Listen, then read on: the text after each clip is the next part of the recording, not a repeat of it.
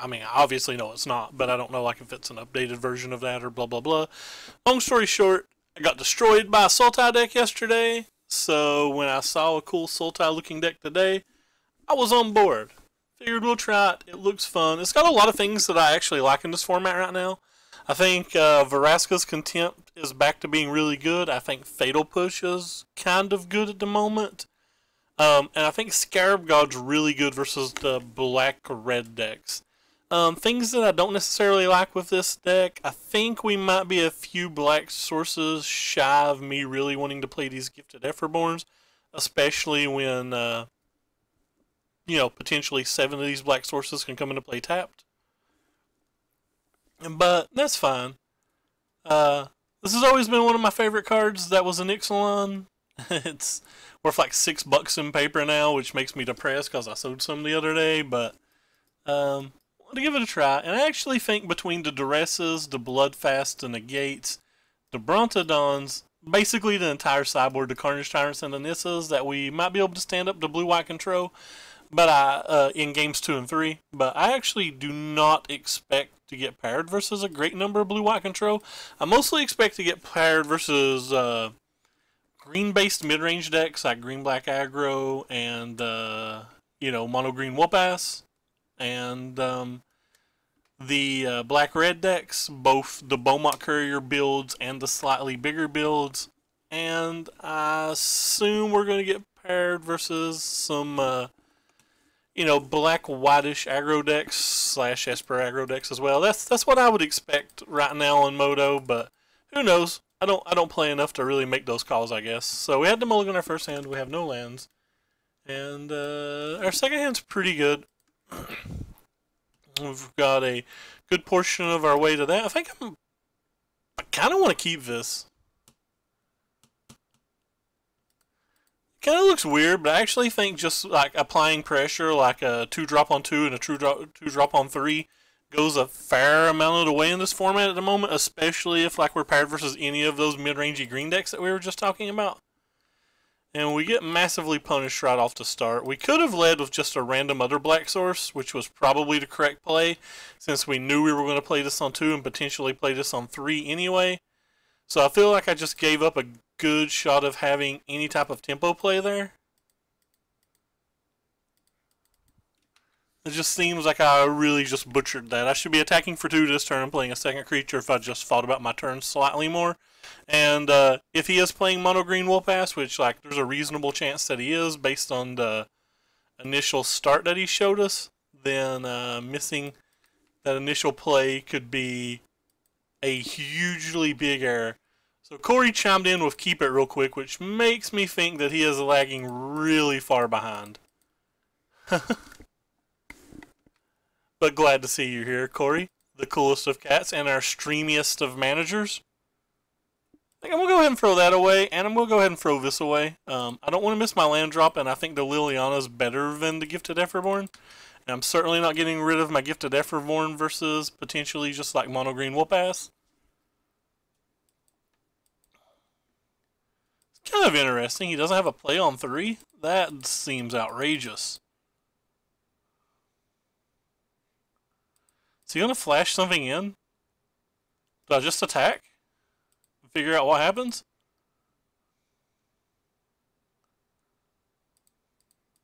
He didn't blossoming defense last turn, so like maybe he won't this turn, especially if we're showing removal mana.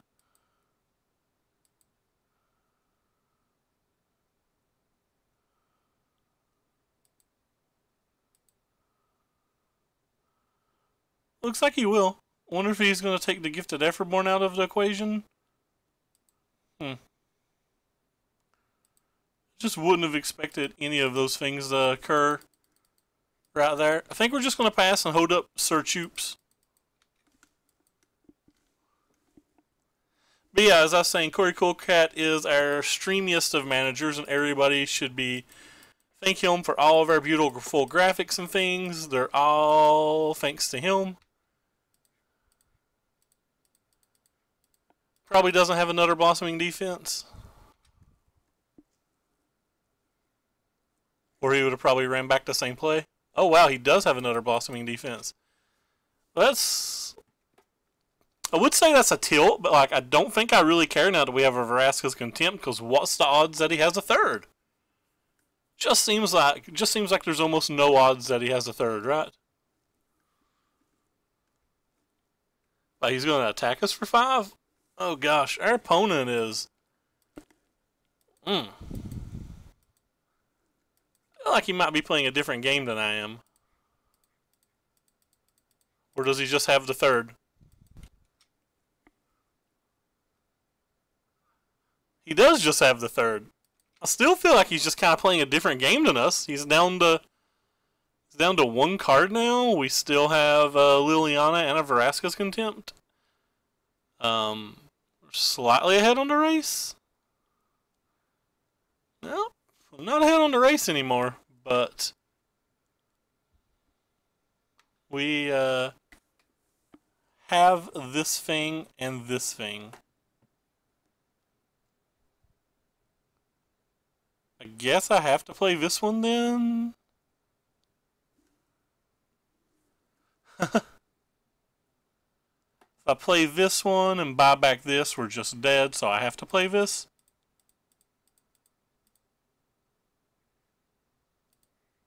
Hey, you just get a cheeky 2-point attack in, see what happens.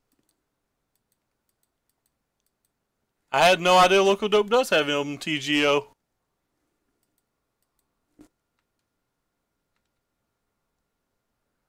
If we do that, this doesn't get to block next turn though, so like maybe that's just wrong. Yeah, I'm not going to attack.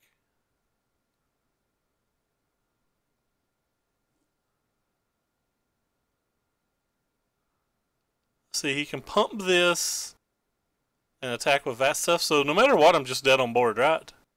Can block 5 of that, so I would take 7. Yeah, I have no outs. I managed to die to this hand.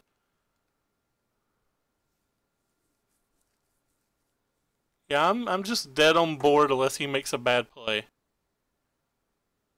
He's just not going to make a bad play, right? So I can play this. 5, 6, 7, 8. Throw 8 in front of that, so I'm taking 4, 8, 13. I guess I'm still alive if that's what happens. Yeah, I'm just going to cast the Scarab God then. And then maybe the Vraska's Contempt can figure it out. I don't know. I don't think we're dead if we do this. I think we just lose practically everything we have.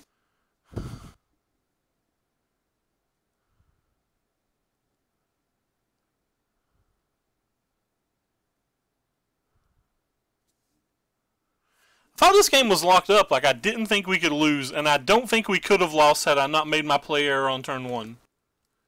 So if we do lose this game, I think it's going to be entirely that error.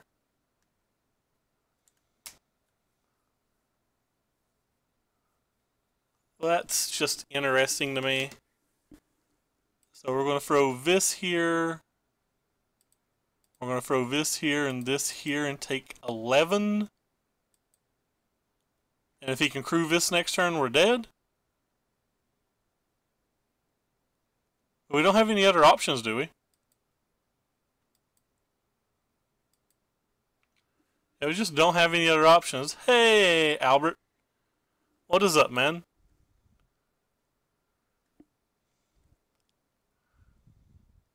Oh, well. He thus far cannot crew that, so we got that going for us. But yeah, I think I punted this game potentially, unless he like draws land this turn.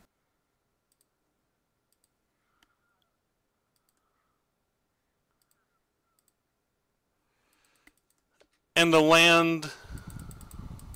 Yeah, he really has to draw land this turn or we're just dead. That's not a land.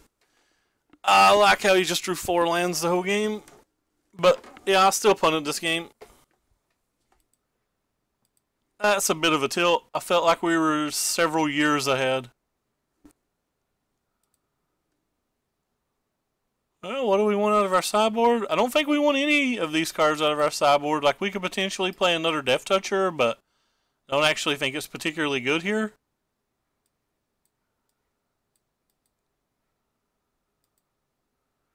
I'm a little flabbergasted about what just happened. Other than the turn one playing the wrong land, I think I made right decisions on the rest of the game. Maybe I didn't. That game's going to haunt me because I really felt like we were just so far ahead. What have you been into, Al? You looking forward to the MSI in about an hour 45? Or are you going to be asleep like a little baby? I feel like you're going to be asleep like a little baby.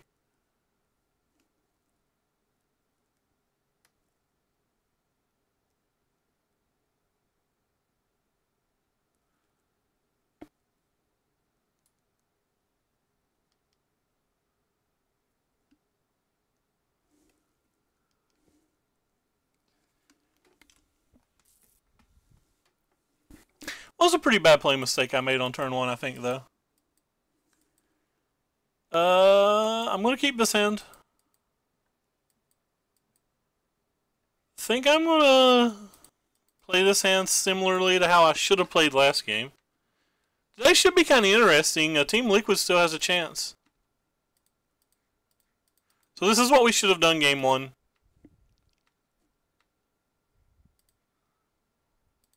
Rewarded with a better land.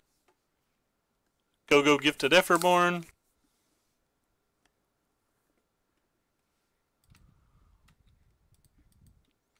I think our hand's pretty good again. It's obviously kind of bad versus Still Leaf, but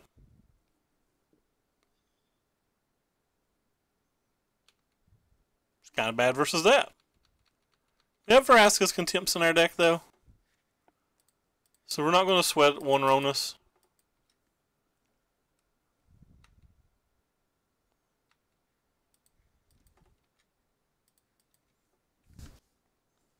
We have 4 of them. We also have a Hostage Taker.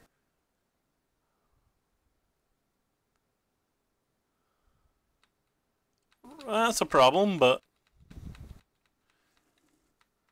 it's mostly a problem because we can't block it. We got Sir Choops to draw. We've got some cast downs. Like, we definitely have some tools.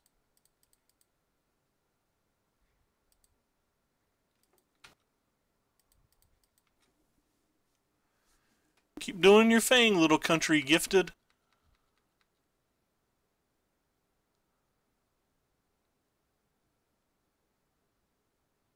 Messed up there because if he had an untapped land, he could actually play Galta.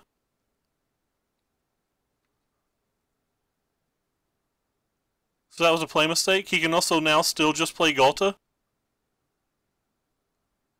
Actually, I guess if he cruised the Heart of Kirin, I'm supposed to cast Fatal Push on the Llanowar Elf, right?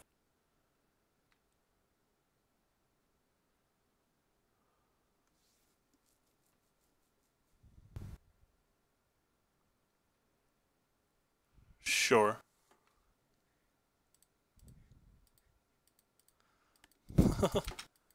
Third Fatal Push go. Take care of one.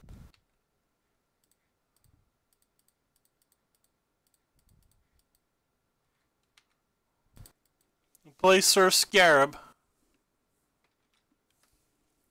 Sir Scarab's not a bad draw here, but really depends on whether he has like Galtas and stuff.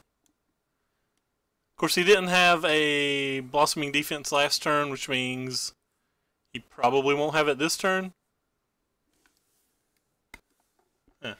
Something just changed on my other screen. Did I get a follow? I did. Hey, Noble Murloc.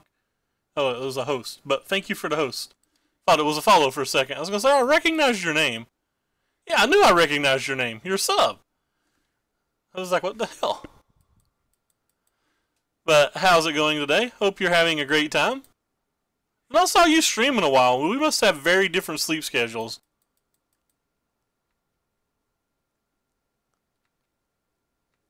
We definitely just have to have very different sleep schedules. Pretty sure I'm still just going to attack with this. I don't think I want to offer him this trade, but maybe I do. Like, is that trade that bad for me?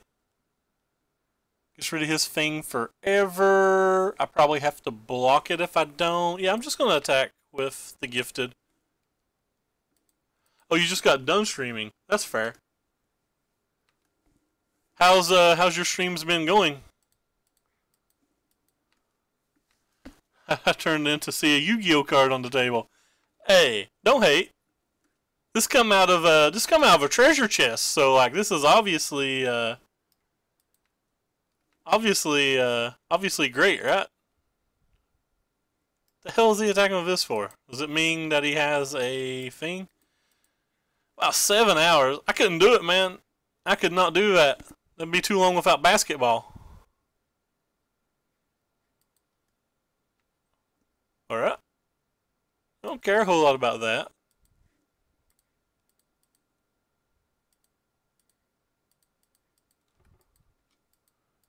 It's just not where my mind's at right now.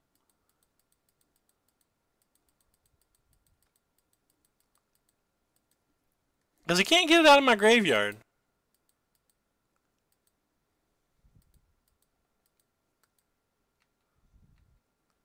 It just doesn't feel like his attacks get any better. Don't care what trades here.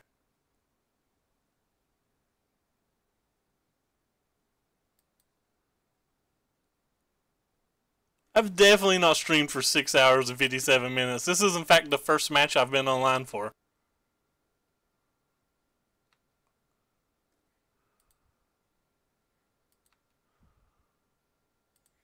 This is definitely my first match.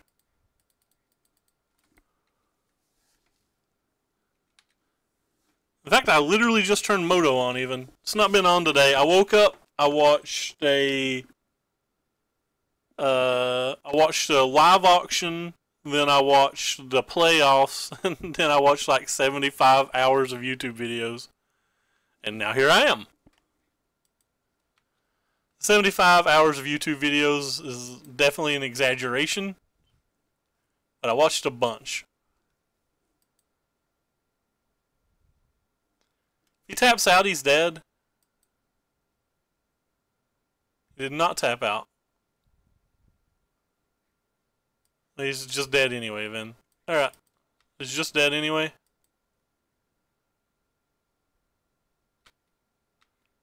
Because there's no blocky now.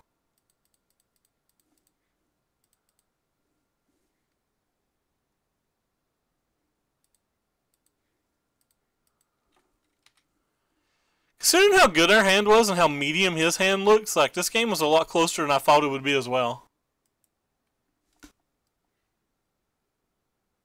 What the hell?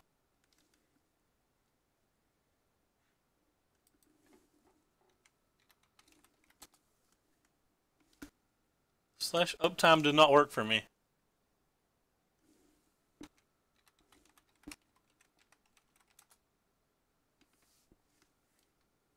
I'm being tricked. I'm being tricked.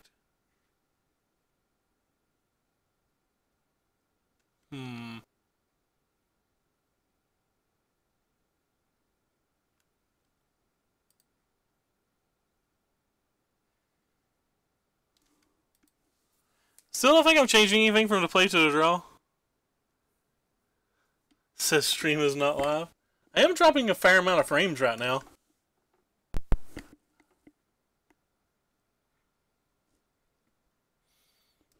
He didn't show me anything that makes me think that's good in this match. Just gonna run it back. And hope we draw a bunch of removal again. And a couple of search oops. I'm really kind of sad that I misplayed game one. I think that cost us game one.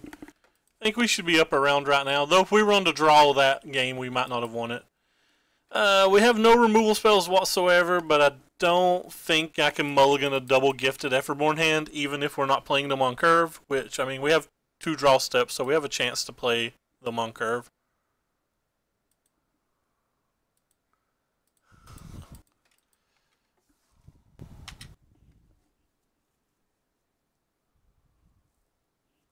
Alright, we have 3 gifted Efferborns. Maybe they'll do something. Or maybe this will be the game that our opponent just has a, Maybe this will be the game that our opponent just has the Sky Sovereign and our gifted Efferborns do nothing.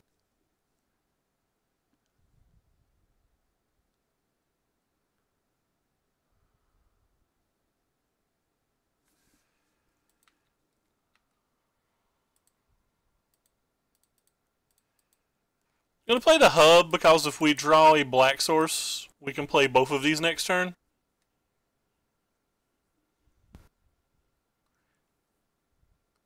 I think I snap block this one. Just trying to preserve our life total because of this thing.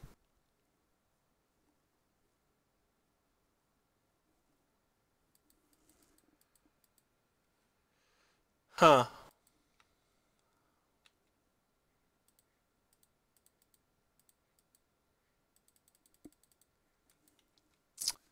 Him not playing anything other than a Rampager here kind of scares me. Like, jumps off the page at me that he's about to have the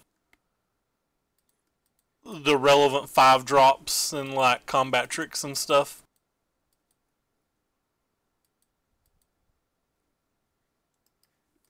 I think I'm just going to play this one. Let's start buying these thingies back. Probably don't block. I don't think I block. Oh wow. Hour of Glory. That could be enough to beat us.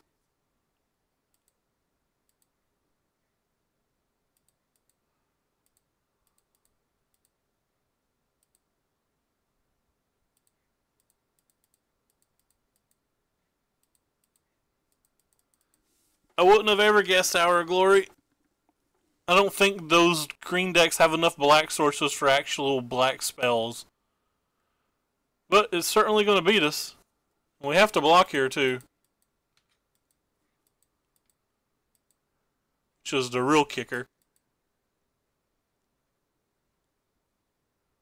Now we have to find a way to deal with just like a million things. Doesn't seem real likely.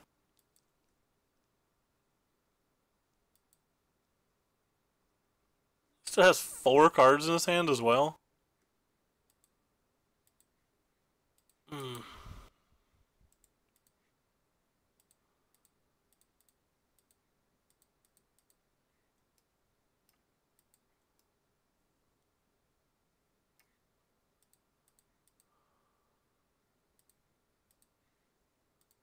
Alright, I guess we're going to bring that one back. It can block the Still Leaf Champion and kill the Heart of Kieran.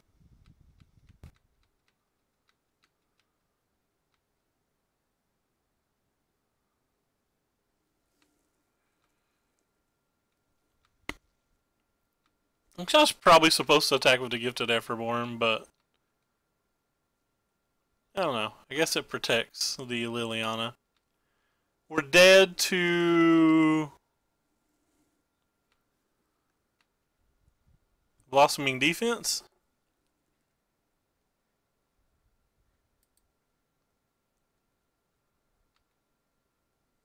Guess we're dead to double defense then, right?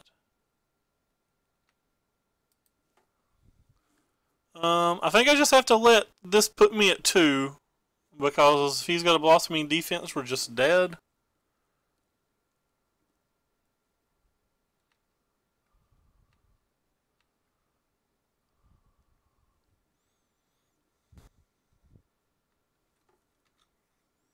So maybe there's some way out of it if he doesn't.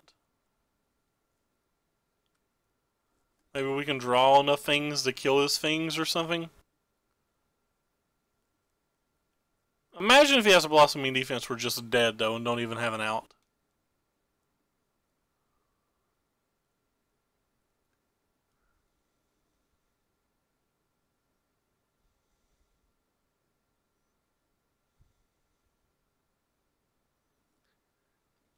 So a contempt would be useful. I guess it wouldn't. I wouldn't have enough mana for a contempt to matter. Alright, well, we're now officially dead, right? I don't have anything great in our graveyard.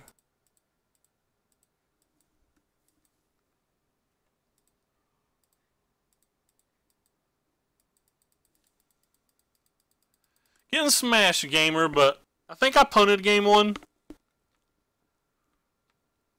Oh, we're just dead. I forgot about this thing's ability for a second. At least it didn't matter. We were just dead anyway. That was a punt, but I don't think that one changed anything. I didn't play my land either.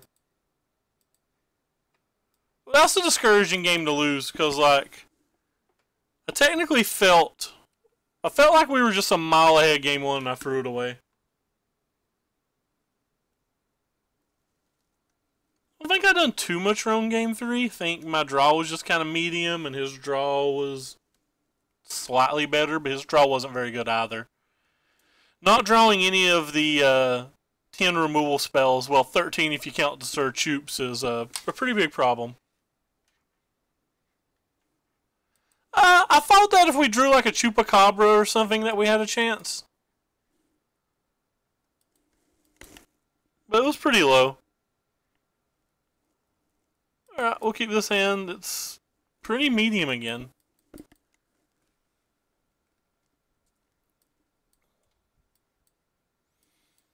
says pretty medium, yet we're going to have a glint on turn 2 with energy up.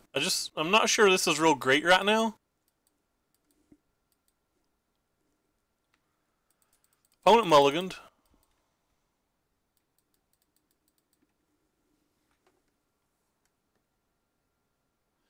So do I, gamer, and I have no idea what to play.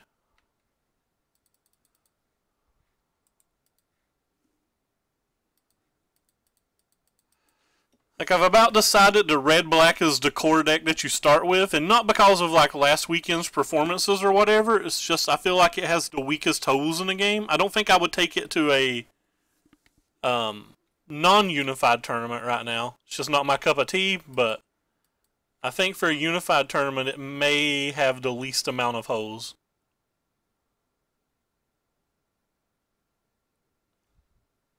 I'm actually just going to play this one. It cuts us off of drawing a card, but I really want to play my 4-drop and my 5-drop on curve. Yeah, it's Team Unified standard for me too. I'll probably be playing in Nashville.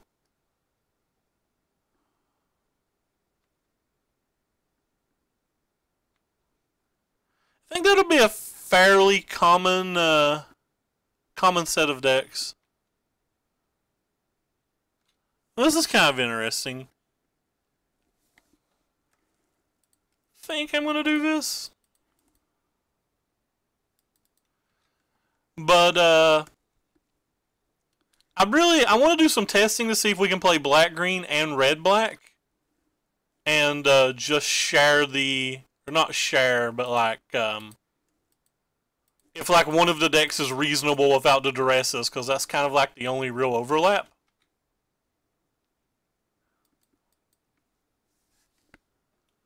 For some reason, I think we've talked before, gamer. Are you Heath's friend? I feel like you're Heath's friend. Oh, well, that's terrible for me. But it could have been worse. Because the Liliana can't be killed by this now. Unfortunately, the Liliana can be killed by Glorybringer.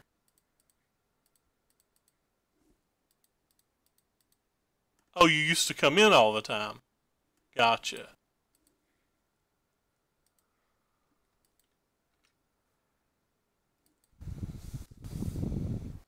Alright, well, we're doing everything we can here.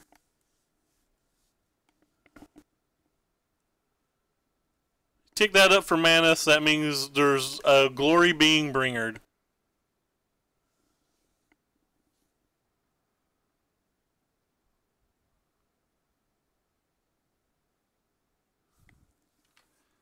Hitting my face too, not the Liliana. Okay. Never mind. Thought he was hitting my face for a second. Alright, well I guess I don't even have another option here, do I?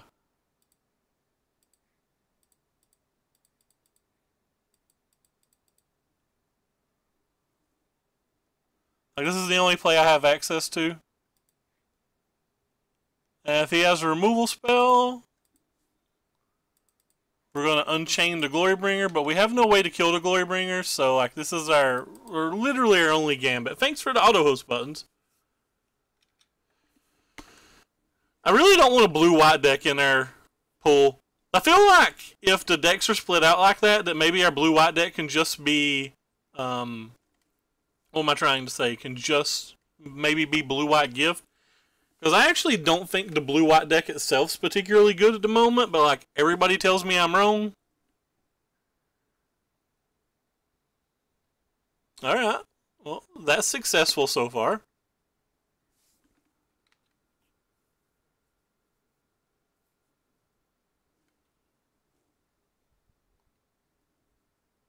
Alright, no magma spray, please. Alright, sweet. I mean, we drew another land, but we're not dead, right?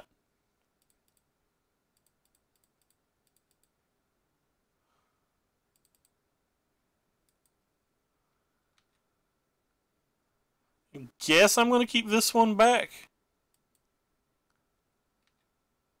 And target the Soulscar Mage with it. Or try to block the Soulscar Mage with it.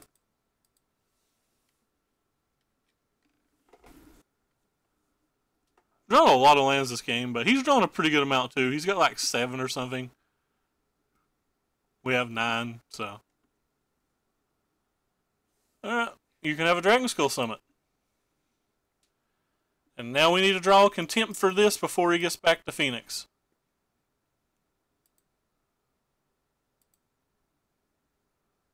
JK, we need to draw another land. Oh, that's a problem. It's not that big of a problem, though, because he's going to play the Phoenix next turn, and we can exert it, so if we draw any removal spell... We might not even play the Phoenix, because if he plays the Phoenix, I guess he can't protect this as well.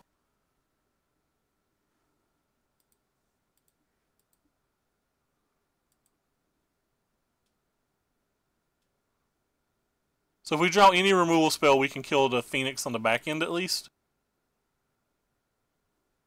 Soulscar Mage was kind of brutal.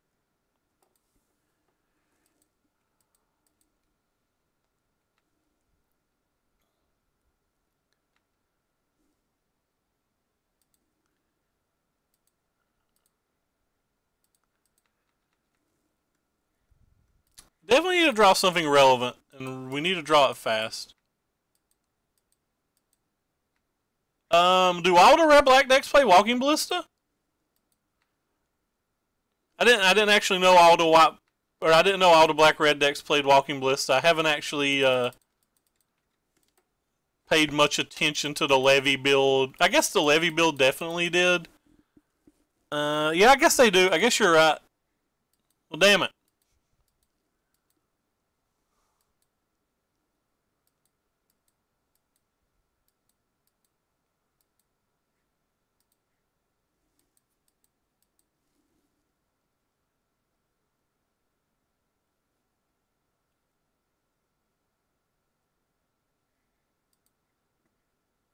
Okay, so we need to draw something cool. That is something cool.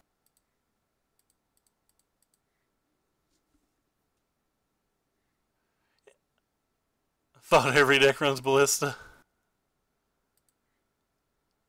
Alright, well, that's a thing.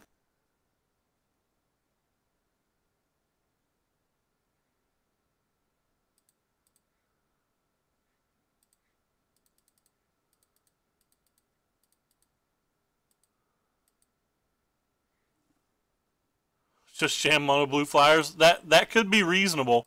The biggest problem with mono blue flyers is though, like I don't think I want to play mono blue flyers without a couple of negates, and I think negates would. Well, I guess you could probably just play more Admiral's Orders and not worry about it.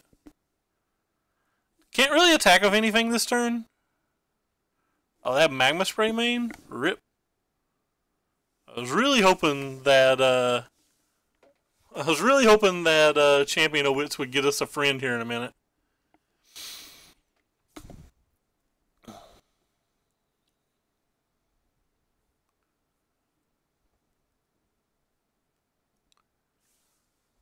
Are you attacking? I'm just gonna block with you.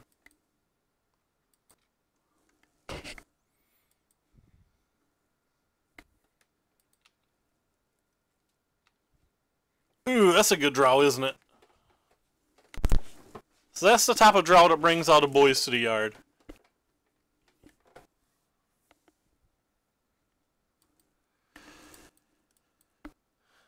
That card price keeps going up. Alright, so we're going to smash this thing.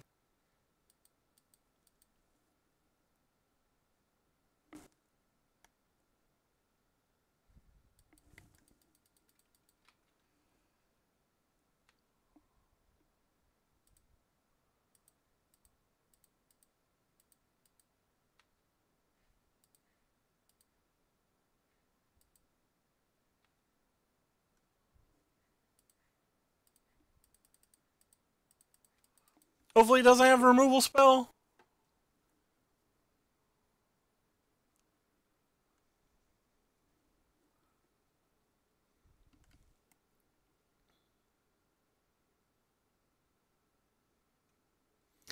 Yeah, but you're going to have like a 1 in 3 chance of running into a Chain Whirler deck and a 1 in 3 chance of running into a Fumigate deck, because I think most teams are going to have some kind of blue-white based decks. So that means every round you're probably close to a 66% chance of running versus board wipes. Alright, so you get to kill the Vraska here.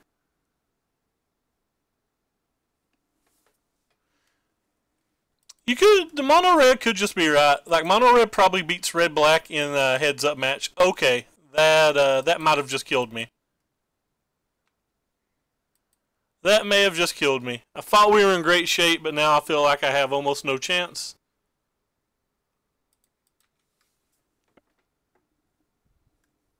Because he's just got every land in the world. Thought we were in really, really good shape. We need to draw one of our powerful cards like our Scarab got at this point. He's drawed a Chandra. A couple of... Nah, his draws haven't been that great either. Hey, Sir Choops. Guess I'm going to attack with the Gifted before I kill it.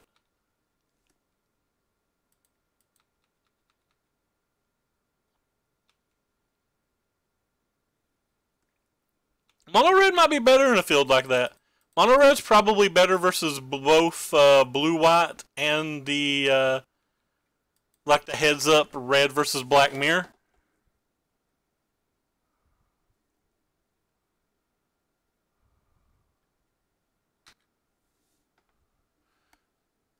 So we're in an effective 7 life. We have to keep that in mind.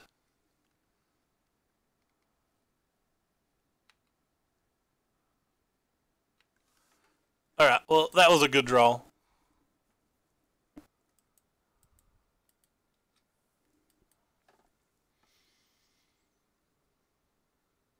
I've now saw the red-white deck. Ooh, that was a good draw for him, too. Me and our opponent are just like hitting good draws after good draws. I imagine the first one of us that hits a spell that costs 4 more mana just wins. Like, that would be my impression from here. Whichever one of us just plays a 4 or more mana spell is going to win the game. 1, 2, 3, 4, 5. 1, 2, 3, 4. That'll probably do it. Actually,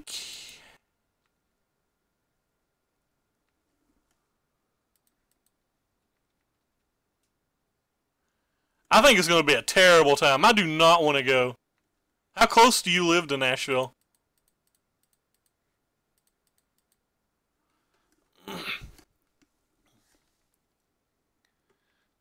Yeah, that's definitely the best card in my deck here.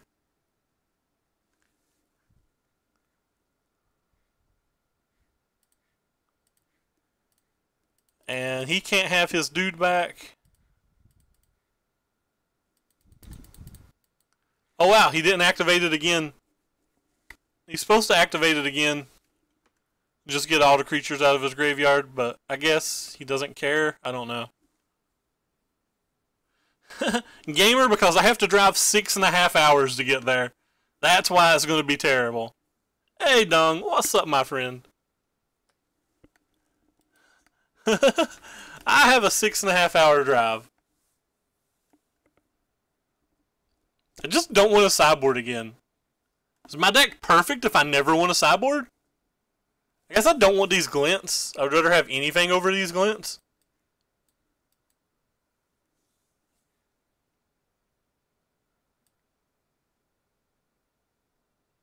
I really just don't want any of these cards.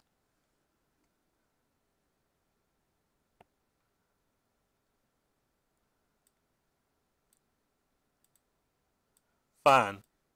I give up. I'll take some of these and some of these.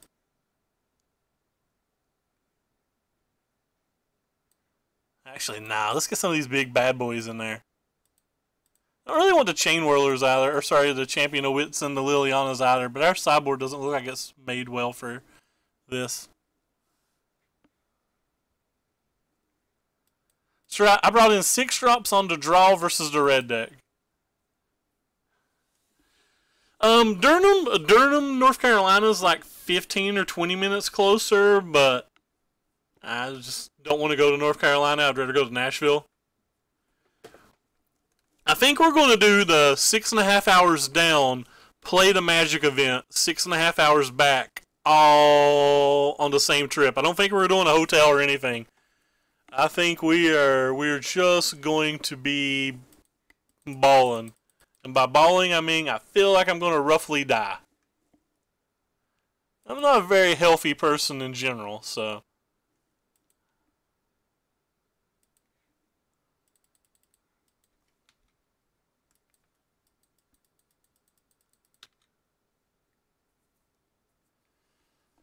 You're probably smarter than me. There ain't no probably to it. What I'm doing is just stupid. I'd say my teammates will veto my plans. Does this... Oh, God, please don't start at 9 a.m. I was hoping it started at, like, noon.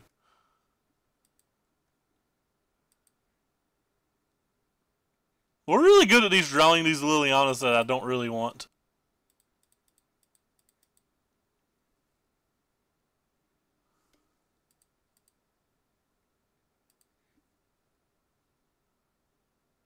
I do kind of want those, though.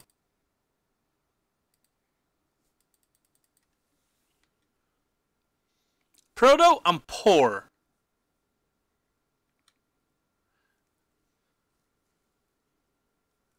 It's going to cost like $160 just to gas my vehicle there and back. Oh, God. How does he hit bombs? You're crazy. At least we can attack this. How'd Blue-Black Flash go? I never played Blue-Black Flash. That is not a deck that I have participated with. I cannot tell you how it went.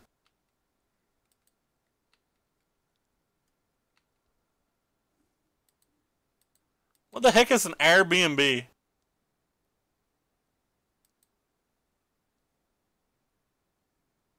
Man, I'm 6'4", almost 400 pounds. There ain't no sleeping in no car.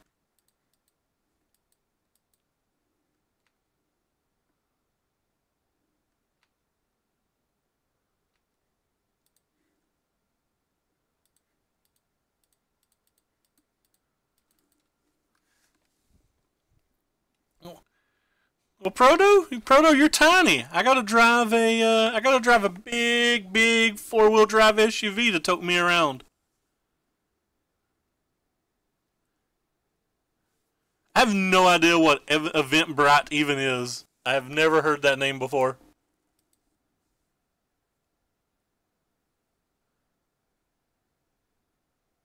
Wait, they can fill up team slots? What the hell? Well, that doesn't seem right.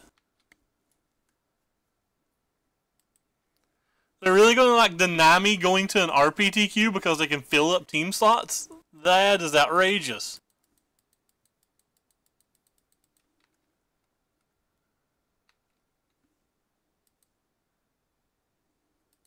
Well, if the building can only occupy that many, it seems like Wizards of the Coast needs to either A, plan better, or B, open up more slots.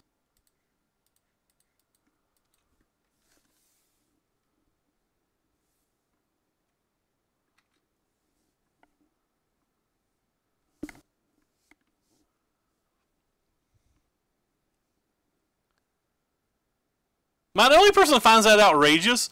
That they say you can qualify for an event, but you may not be able to go to it. Because there may not be room for you. It just seems like there's terrible planning somewhere along the way.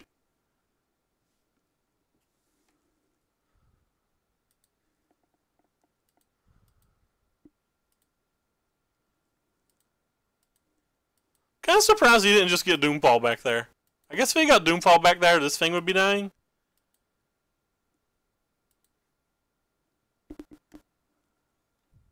I guess I have to play this and tick it up now. This game's going really, really weird.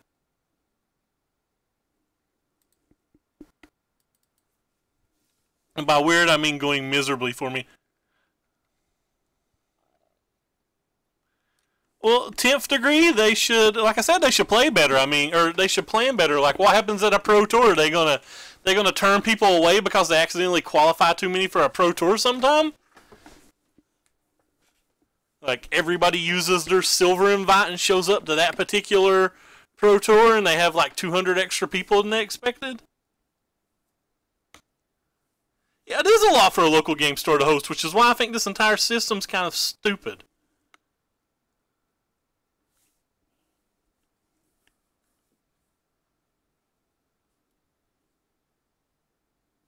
I've thought this system was stupid since day one. I find this system even more stupid now that I hear things like this. I'm pretty sure this game's just over. I think it'd be real hard for me to win here. But I guess I'm just an old man and I like the old system just a lot more. Maybe if I lived in like a big city or something, I wouldn't hate it so much, but I think it just seems outrageous to me that I can drive, I have to drive generally like 3 to 4 hours to try to win an invite, to drive to a 6-hour event, to try to win an invite, to fly somewhere infinite. So like if you live in a big area, I think it's a lot better.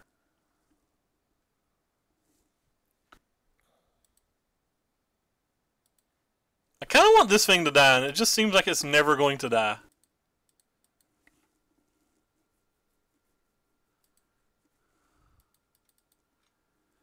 I think I have to try to kill this.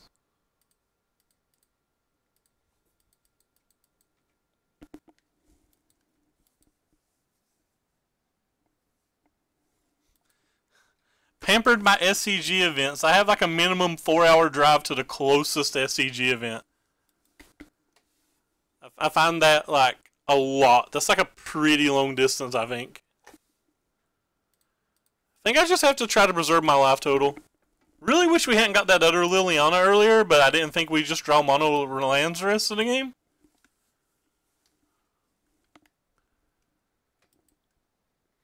Yeah, you can have that one. I think it's kind of interesting that he's like this far ahead of us, and like he's not even used his blood flask.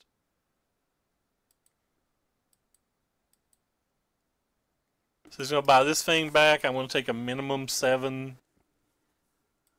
I guess I'm just not going to take the 7. I'm just going to attack Karn for 2. Hold Shane Whirly Boy back. I don't think that place will sell out of 50 teams anyway.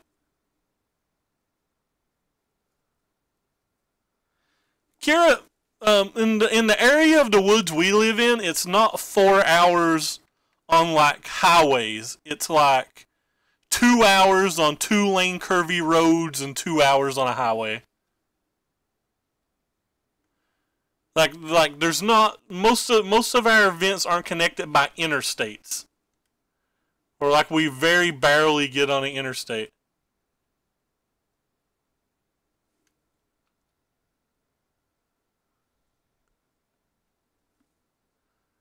It'd be different really if we could like get on a big you know, if we could get on like a big highway or whatever and drive somewhere. But like even to the local store that I'm talking about with Proto here, like I have to drive just to his local store. I have to drive an hour on, like, 15 minutes of it's on a road that might as well be a one-lane road. And then, like, 45 minutes of it's just on this, like, kind of, like, hill that goes up and down and all around. It's not that rough of a drive because, like, I'm used to it, but, like, I don't want to do it for 4 hours.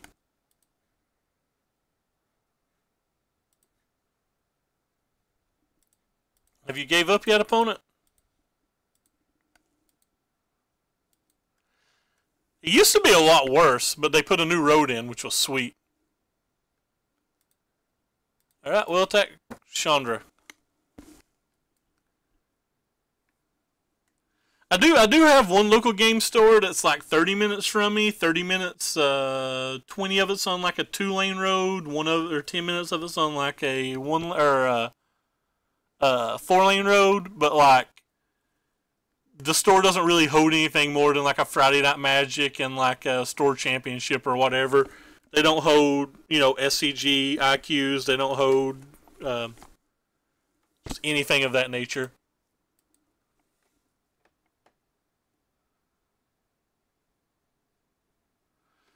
Not particularly. Like, I live with my really old grandparents. I highly doubt I'm ever leaving them. So I can't attack anymore. I just have to, like, sit back and hope I can block, I guess. But, like, that's not going to get me anywhere. Like, he's just gotten way too much advantage this game.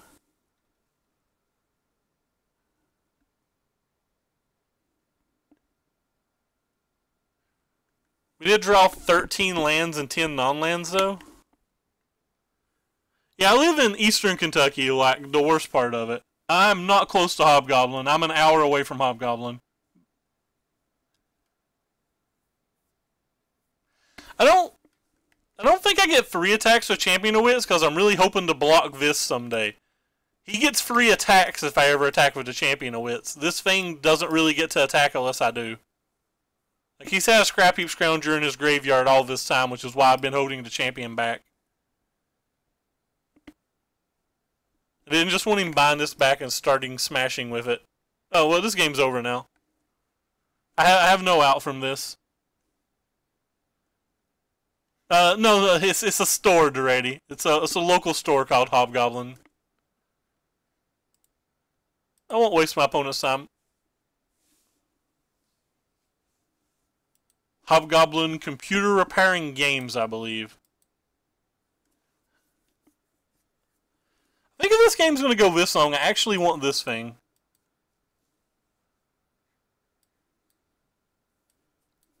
Kind of want these things too.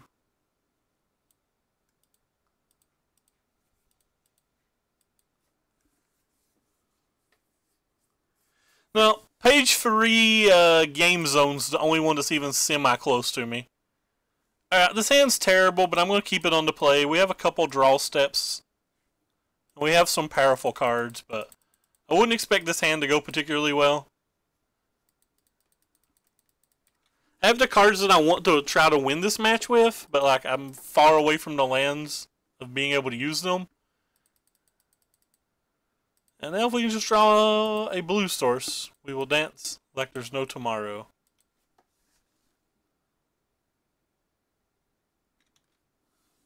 I think Nashville's like an hour behind me as well.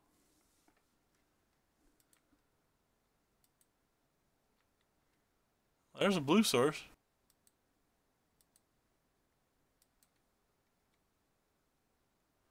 So 10 p.m. would be like 11 p.m. my time, I think. I've not even looked into those. Like, my team has not even talked about this really. We've all said like, this is a deck, and then we've all went like, that deck sucks, and that's been about the length of our conversation.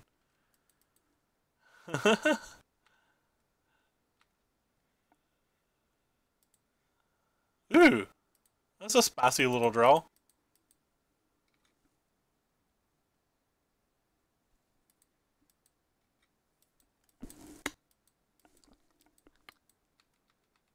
Blue-black control is actually probably really good as well. But then again, the blue-black control deck probably needs the duresses. The red-black deck probably needs the duresses.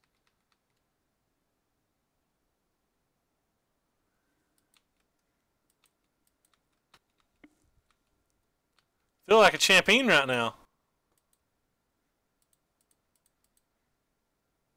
I play you.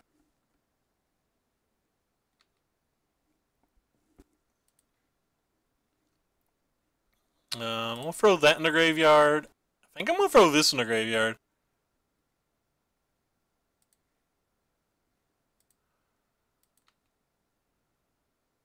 I think I'm going to attack with this.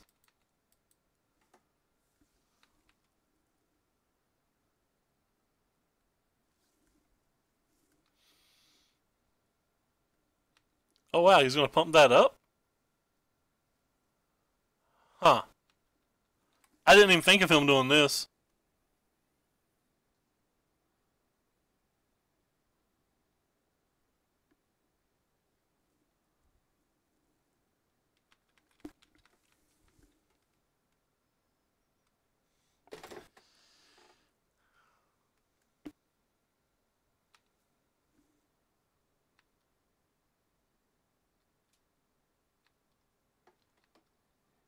I'm almost confident that red-black's just a deck to play, but what do I know?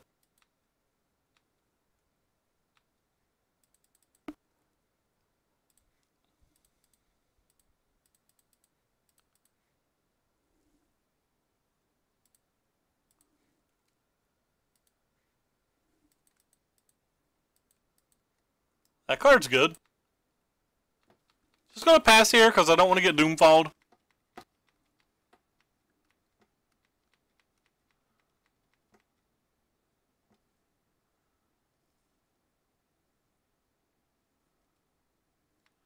Don't think I'm going to protect the Liliana again because of doomfall.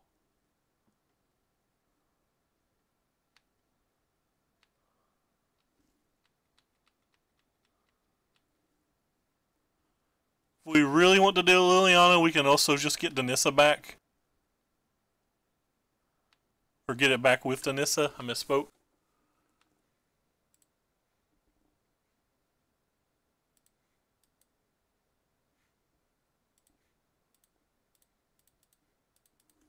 Like, we're doing things this game.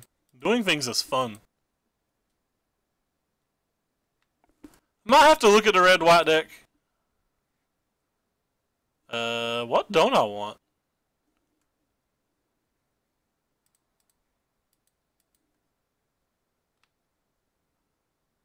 Can I just attack with this thing? How does he block this thing this turn? Oh, sweet, he doesn't. Yeah, we're talking about the RPTQ.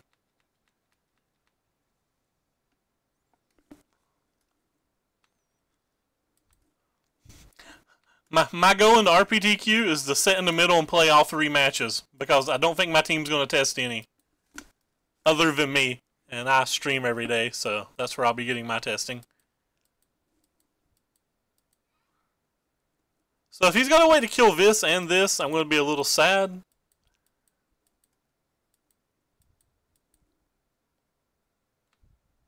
That's an Angraff, baby. Angraff do you dirty. This is a big attack.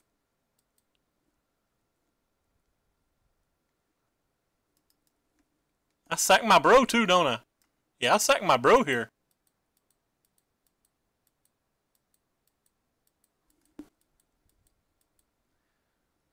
If he attacks with everything, I can play this and potentially win.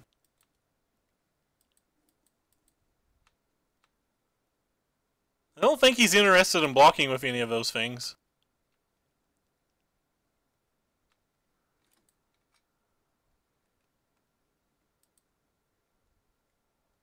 Well then. Untapped land? You're not an untapped land, are you? Well, that's disappointing to an extreme.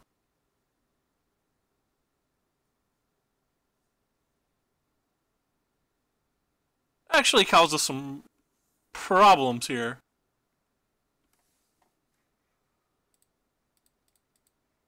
I think I have to play it like this then? Try to win on a later turn?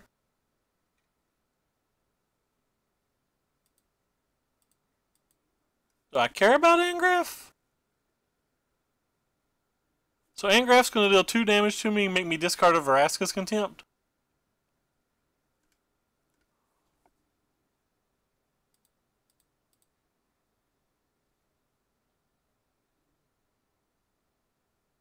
Do I care about 2 damage? I do not.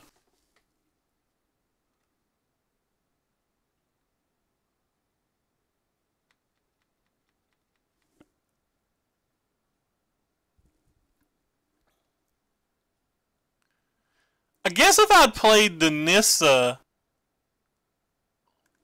I would have made him discard this, or both of these would have died. Maybe that was worth it.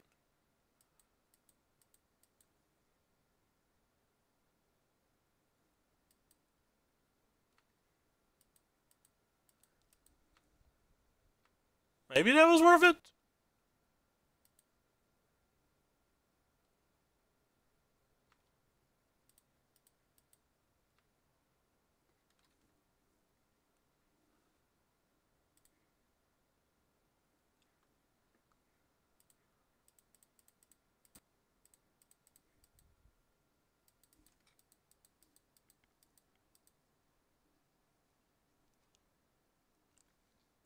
I think I'm the only person in the world that doesn't like blue-white control.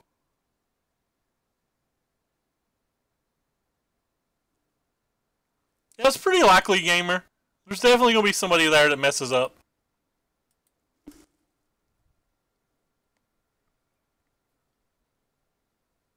Walking Ballista for 3 and the game's over. Shoot, I thought this game was going to be a win. I thought we'd won this game. I'm actually mind blown that we lost. Well, I am mind blown that we lost. I feel like this is 2 rounds in a row that I've lost by pure play mistakes. And that I'm not even good enough to know what the play mistakes were that game. I really thought that game was just over. I basically drew exactly what I wanted every turn.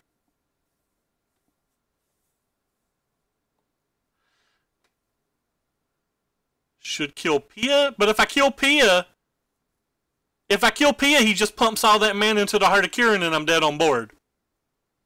Like, I'm at 5 life. If I kill Pia, I theoretically go to 7, but he just uses the Pia activation 3 times and I'm dead.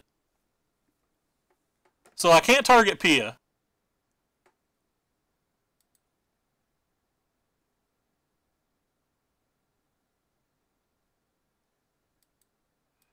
If I kill the Angraph with that Vraska's Contempt, then the Heart of Kirin just kills me because all that mana gets funneled 2 at a time into the heart.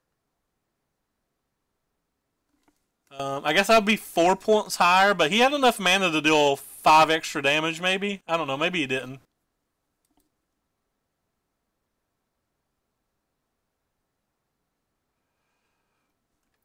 Maybe I was just supposed to attack the Heart of Kirin. I don't know. I think I'm not playing well. I know I'm not playing well. Maybe. I didn't do the math, but like I didn't do the math.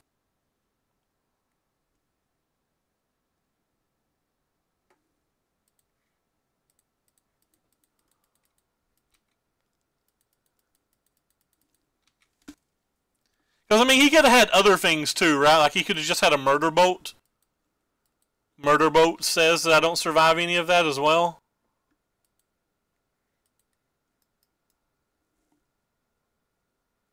I don't know what that card does here, so I'm going to kill it.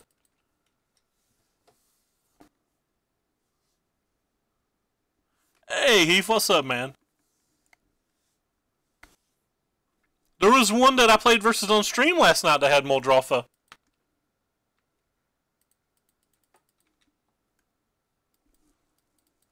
By the way, Heath, did you hear that the RPTQ we're going to, you have to pre-register for, and there's only 50 slots for it?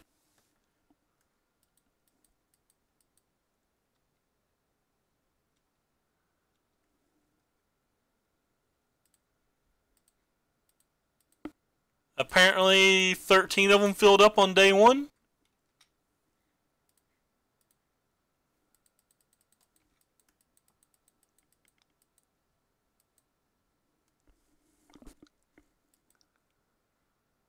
This feels like an easy block.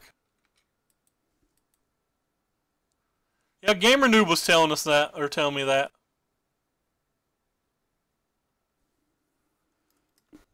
Yeah, Karn's disappointing.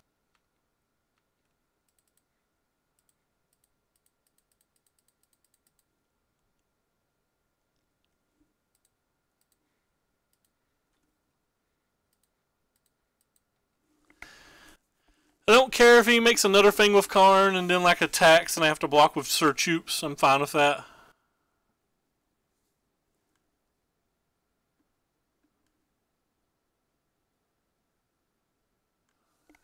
Absolutely fine with this. Fortunately, his dude gets to live now. That wasn't part of the plan, but...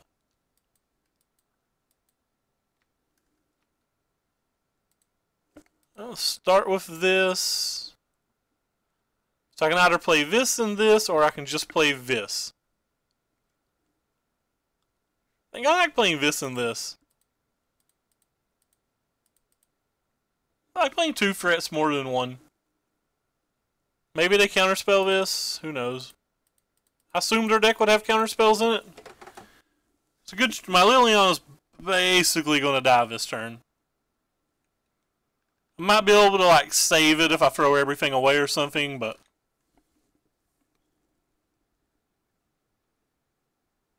Wait. There were? I don't want to figure out where Madison is. Why does it tell me it's Nashville if it's not Nashville? That's offensive.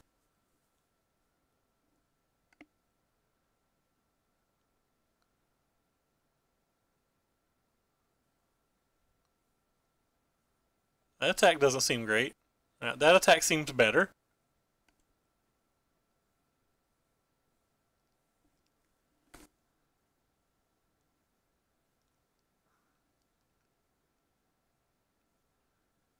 I hate how they do that, because I would have planned on being in Nashville, and then I would have woke up the next day and had no idea. Well, Proto, if I've already... What about if I wake up tomorrow and find out my team's already rented a room or some crap? Guess I'm gonna keep Liliana alive. I don't really even want Liliana though, so I don't know why I'm struggling to keep it alive.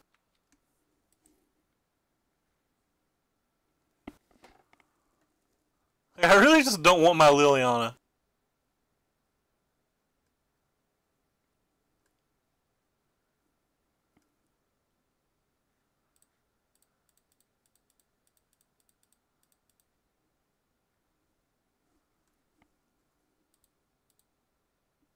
Boom. This is gonna make blockers.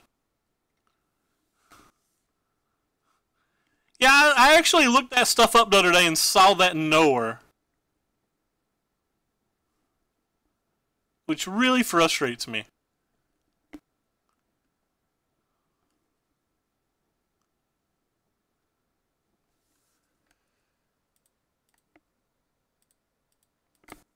I'm just gonna keep making these blocks.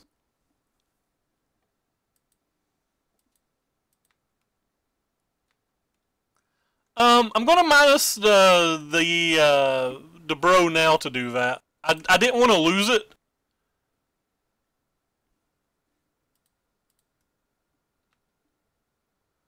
I think I'm gonna kill the other lord of this.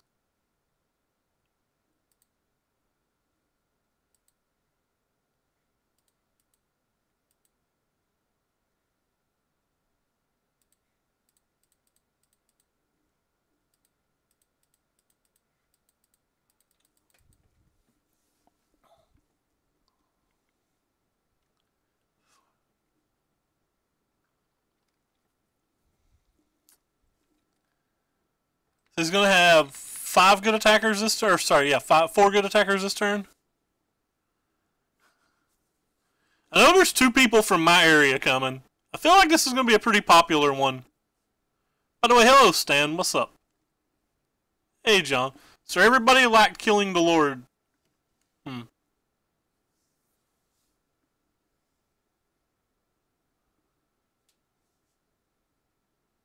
I think If I read right, the top 2 get invites, the top 4 get invites back to another RPTQ, and the top 8 get playmats, if I read right.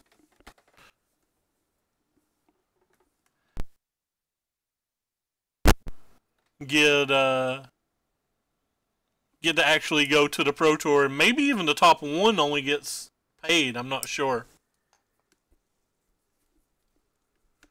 I like my team's odds if my team will actually work at it. I gotta move in with Heath and make Heath just carry me. It's just a go at this point. Just have to move in and let Keith carry me.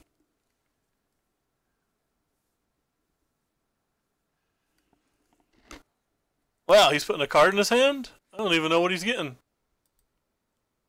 He's probably getting Walkie B. Which means I probably don't get to block with this.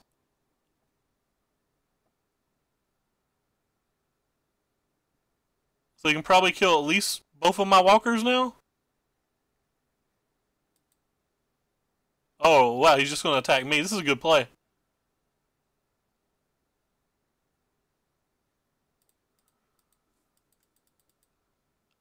I don't know if it's a good enough play, but it's certainly a good play.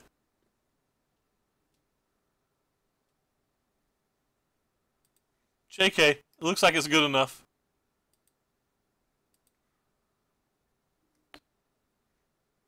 Alright, well, we start with this. That's the easy part. I think we just smash this then, right? Don't give him a chance to pump it up or anything.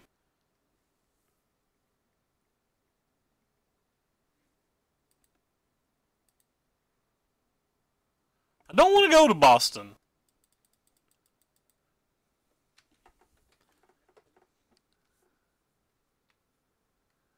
Definitely just don't want to go to Boston, I don't think. Hey, I'm a playmat collector. I mean, I'll probably be discouraged if I lose in the top 8, but I'll still be pretty happy to get a playmat. I'm going to take every playmat from my team if we get in the top 8. I'm taking all their Hierarchs and all their playmats. They're just lucky they get to go.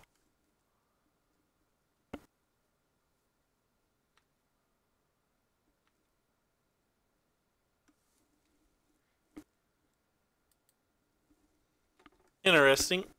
Right, so we're definitely going to be buying back this thing.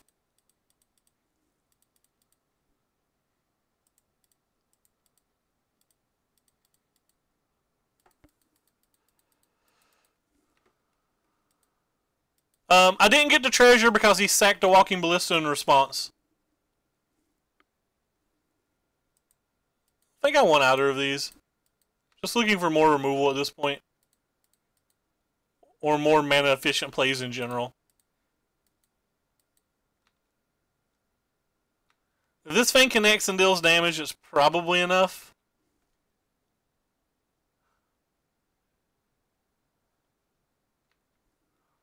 I would definitely like another RPTQ invite. So I can play it on Moto. And not have to leave my house.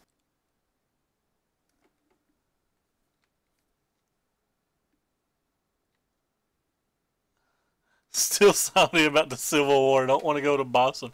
Man, they wasted perfectly good tea.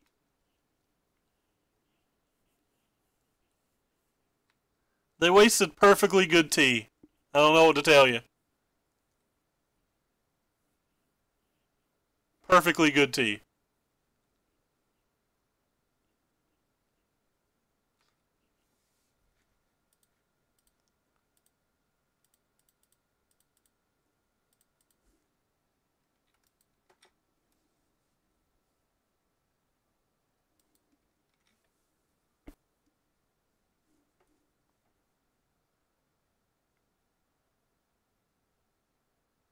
That's fair. That's fair too, Heath. But we're not talking about the North versus the South right now.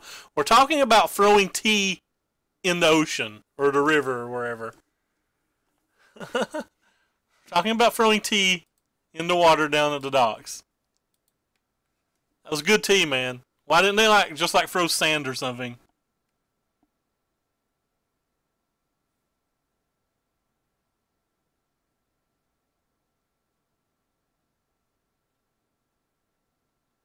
Hey, we're up a game. That's a new thing. I guess I want this stuff. I just don't want to sideboard with my deck ever. I like every card in their deck. You get out of my deck, Glint Siphoners. He's got a bunch of red cards. I'm sure they do something. Just constantly like every card in my deck. That's how you know we broke it. Just casually like every card in your deck.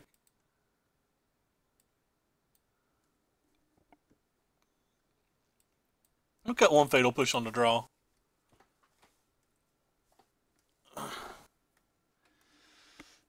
Yep, we broke it. Casting all our spells like it's 1999. You don't think the gate's good here? Yeah, that could be true.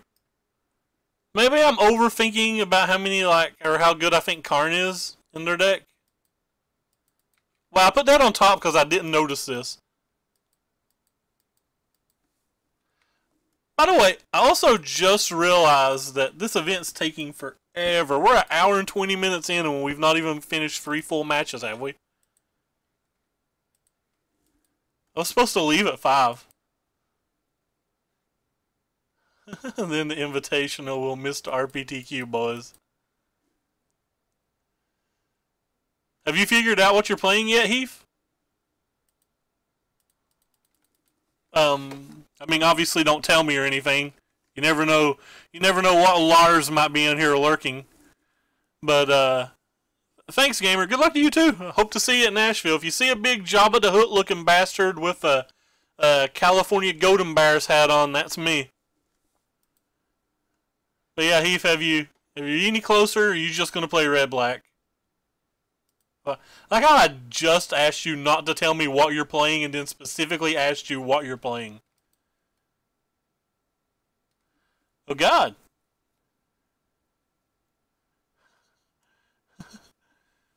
Also like how I just described myself to somebody as a Jabba the Hutt looking bastard. I ain't wrong. That's what I am. Oh gosh, opponent's going off. I think I got a picture of myself. Yeah, right here you go. Except I wear a California Golden Bears hat now.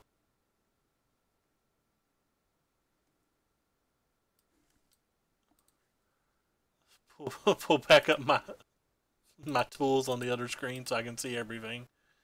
You're still on Ironworks? God, their opponent really went off. That's a pretty solid turn 3, by the way. For me to poop on. Pro plays here. Let's cast our X1 after they play multiple Walking Ballistas. I guess I don't want this. I was told it was bad anyway. Let's get rid of this land that we put on our top earlier that we shouldn't have.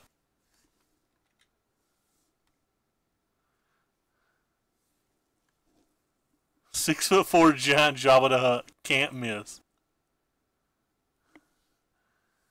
This is so bad. Mommy, the bad man's hurting me. The bad man's hurting me.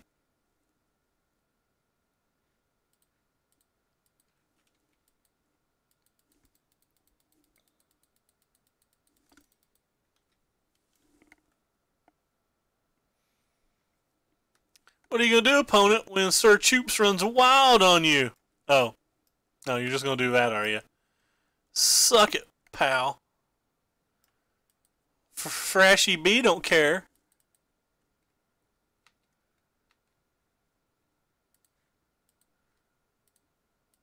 Duress.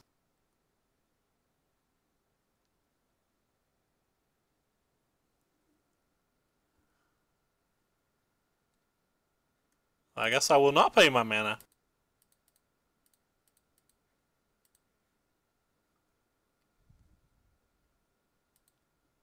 I guess I should play my land first.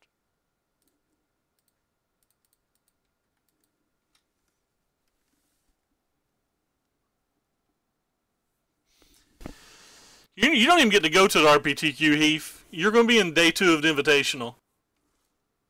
No RPTQ for you. Sir Choop's over here holding down the fort.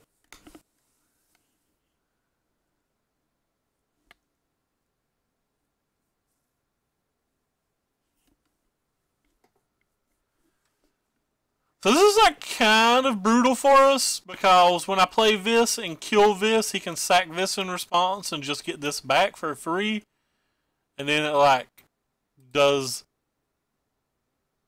really rude things. Guess I'm just going to do this. Maybe I'll trade both of these for this and it'll work out a little better than I'd hoped. No. He wasn't having none of that. So I'm just dead then, right? What can I do to crawl our way out of this one?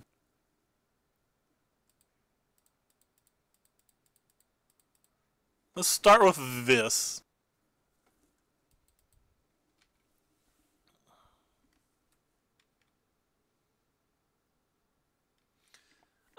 Basically, they think it'll add more hype and increase sales.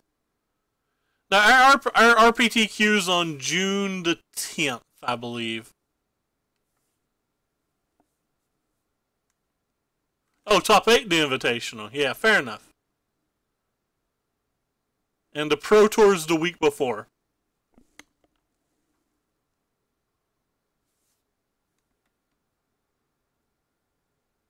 Me and one of my teammates have a set of standard as well. So I guess I'm supposed to make these blocks. And see how poorly it goes for me when he gets a walkie bee back.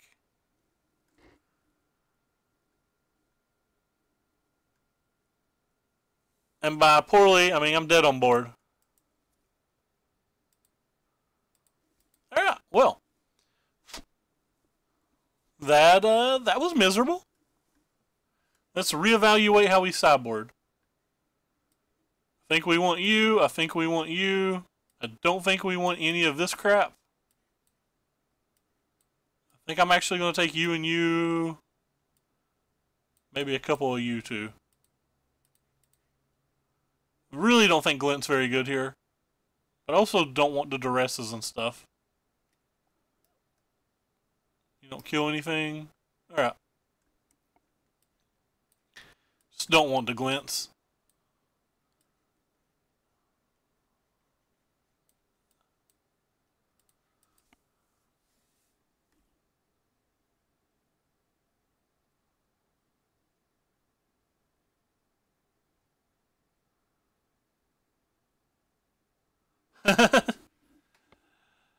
Yeah, I wish everyone that was even in the ballpark of close to us wasn't that far out. If we block Mimic, he gets, if the Mimic dies, he also gets the Walking Ballista in his graveyard back.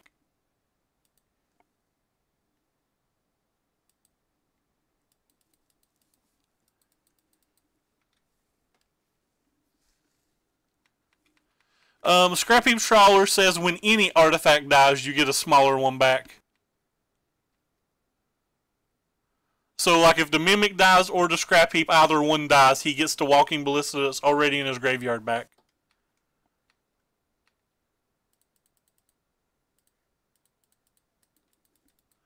Maybe I should have cast this on turn 1. I was thinking I was going to cycle it, but now I'm not so sure. That's probably just a bad play.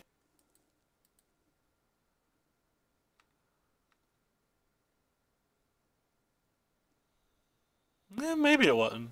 Yeah, I'm going to play one of them. I'm going to cycle the second one.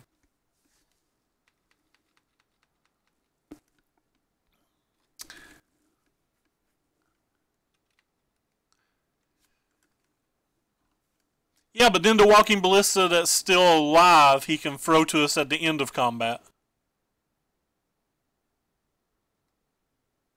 So, like, the Mimic hits us for 2 in combat, or the Walking Ballista hits us for 1 in combat and then sacks for 1 after combat. So either way, they deal 2.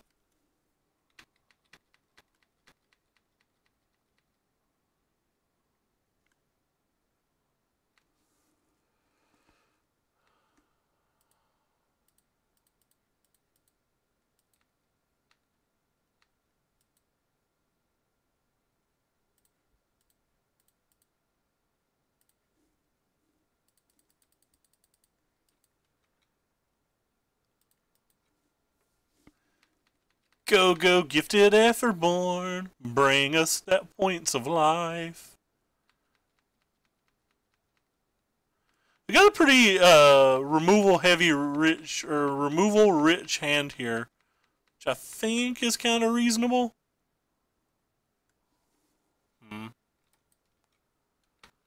Not pleased about that one.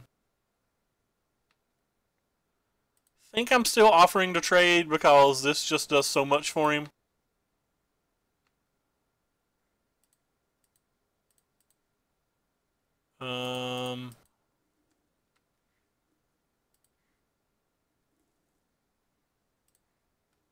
So I'm gonna throw you guys in the graveyard. I was kind of hoping to hit a creature there. Now we can block with Champion of Wits and Fatal Push to Scrappy. Or sorry, we can block with the Champion of Wits and Fatal Push to Foundry. We still have a Contempt in case he plays a Karn. Things aren't going great, but they could be worse.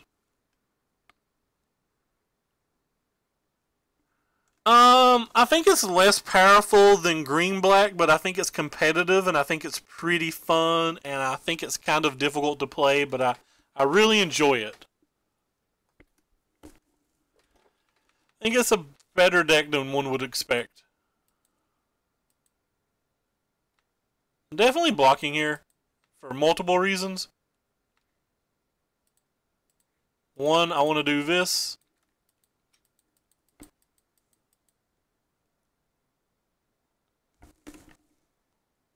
And two, putting that in my graveyard doesn't seem bad for me. What's in our opponent's hand?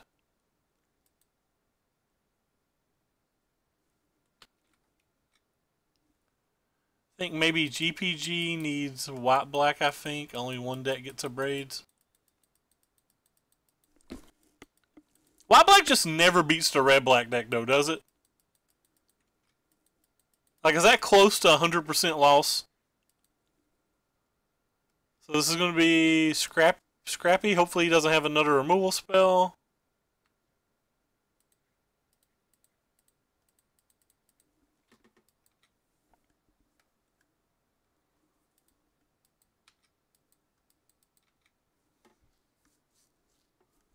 Or sorry, I said removal spell, but I meant counter spell.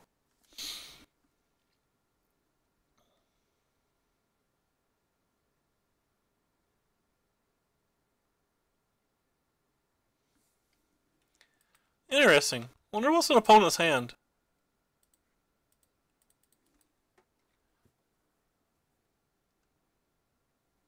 I think some of the white-blue lists run it, like the Owen Turdwald and the, like Corey Burkhart and all of them ran it at the last MOCS. The last build I ran on stream didn't, but I'm not sure the last build I ran on stream was any good.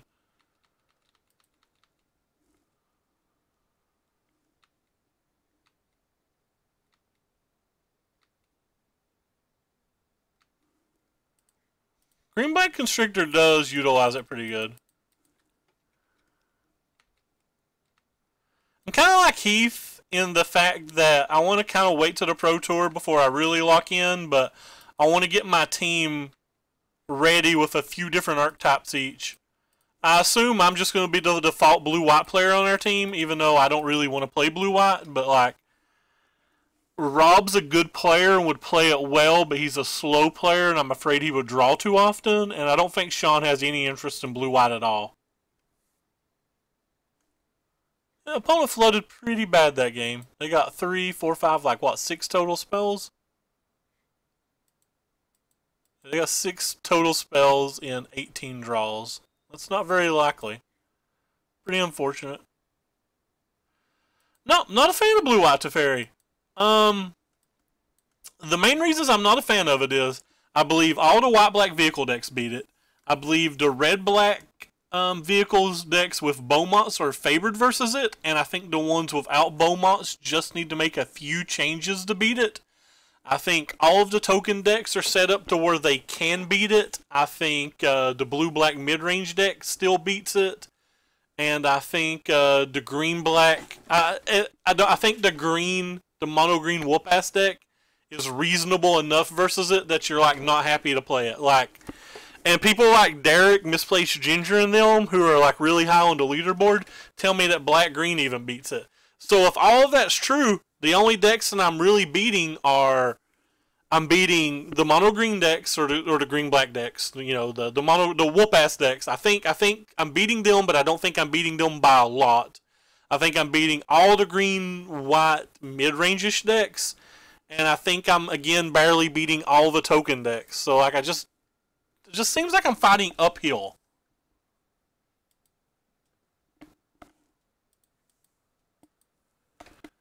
I think the 1-drops are better versus the field. I think the no 1-drops are better in the heads-up match. So I think that everybody that went to that Grand Prix and didn't play Beaumonts and stuff like that were building their deck to win the mirror. They're basically pre-boarding for the mirror because you sideboard those cards out versus the mirror.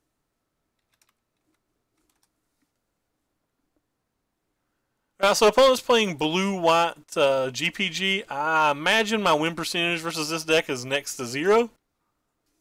Or blue-red GPG, I misspoke.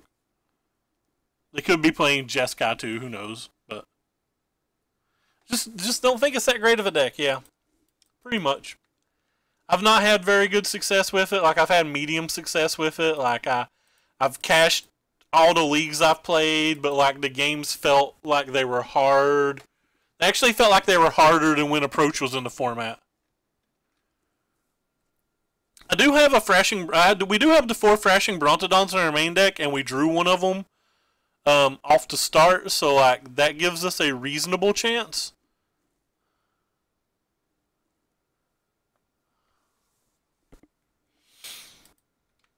He's missing a land drop too, so that obviously helps.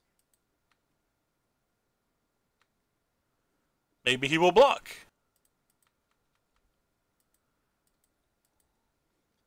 He did block. Maybe he won't have multiple gates.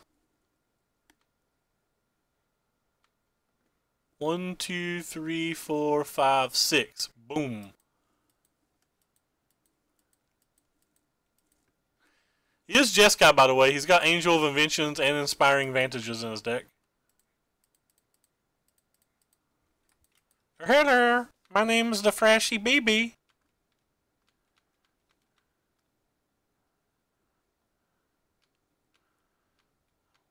Second hub's not great for us, because that means if he's got a second gate, I'm not going to do well. I am helping filtering the grave, but, like, am I going to win if I don't attack?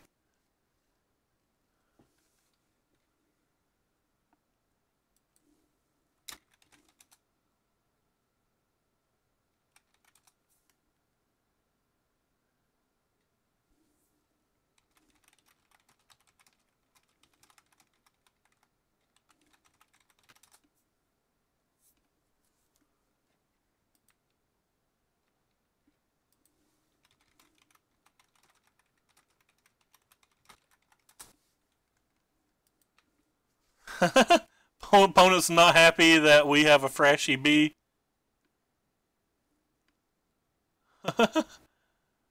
No 5-0s allowed for me. Your friend isn't happy.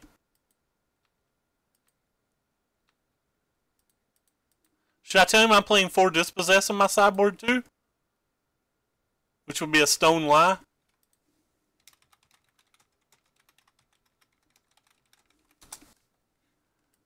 I'm going to tell him that I'm just trolling about the Dispossess.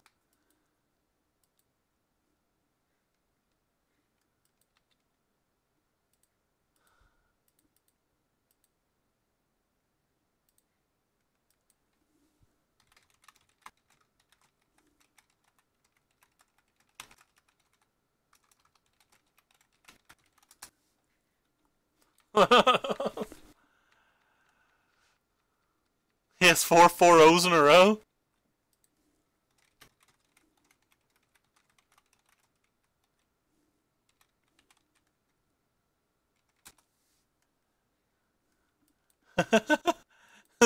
Tell me where GPG touched me. I like that. Alright, well, he's getting closer to getting somewhere.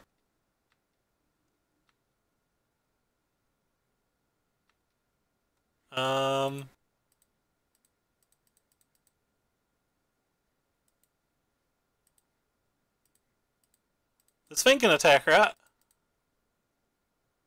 I could have contempted, but I might need a contempt if he ever gets to hardcast a angel.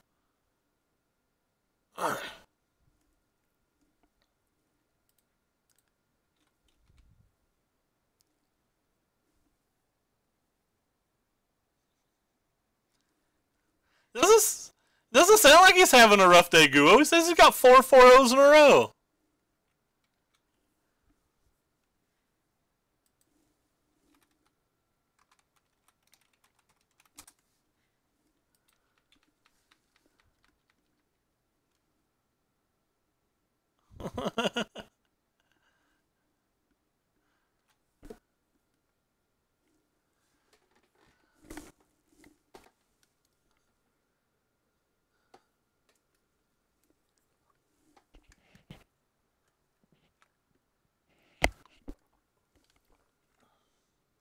Oh, he's been 1-3 and 2-3 tonight? Fair enough. He's not 4-0 right now, he is. If he's 4-0 right now, I'll give him the win. By the way, spoiler, we're dead. We are very, very dead. No, wait, no, we're not dead. Why did I think he was casting a second one of those? I thought that was on the stack. I'm not very bright. I definitely thought that was on the stack. We need to find another Thrashing Brontodon. I may cast this Champion of Wits next turn, or I may just hold up Vraska's Contempt the rest of the game. Between Thrashing Brontodon and Vraska's Contempt, I feel like we get there. Because I think we stopped the first Angel of Invention from gaining home life. As long as he doesn't hit it, you know, sometime soon. The second gate, that is. That's unfortunate.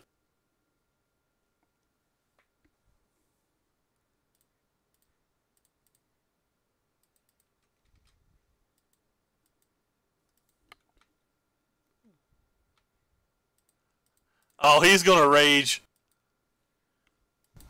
Let's go ahead and cast a second one of these.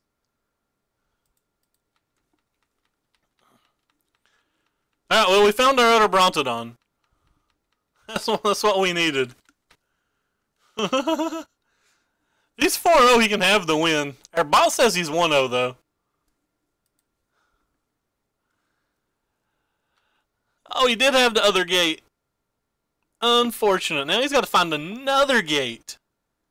That's a lot of gates that have to be gates.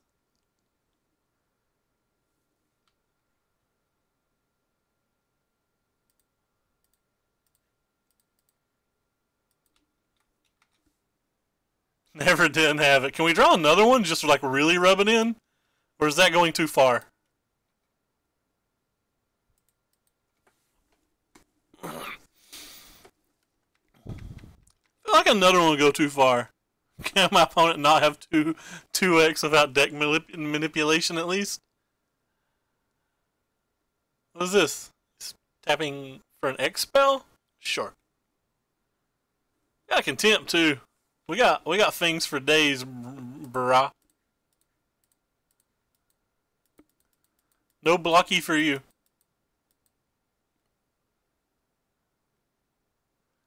I didn't want to play the champion because I wanted to hold up a contempt in case he did have a third that the angel wouldn't have done anything for one turn. Alright, so what do we want versus him? We definitely want negate. We definitely want negate. Keep looking at this card, hoping it kills enchantments, but like, it's not killed enchantments the entire night. It still doesn't. Hey, Tepui? Thanks for the follow, man. Hope I didn't mess up your name too bad. Think we want these brothers. No, don't think we want Glints. Between Walking Ballistas and Fanatical Firebrands, I think that card's more of a liability than anything. Actually, do think I want the removal spells because I think I have to be able to kill Warcat Marauders and potentially like an Angel of Invention or something. But maybe we don't need all the fatal pushes. Maybe we can shave on a few. I'm just going to run it like this. Our mana curve's still like a real heavy and we don't have a mana producer, but that's fine. I still have another round, don't I? Yeah, I have another round. I'm not going to get to my TV show in time. I really want to watch my mid-season invitational. This is BS. Alright, we're going to keep our hands lit.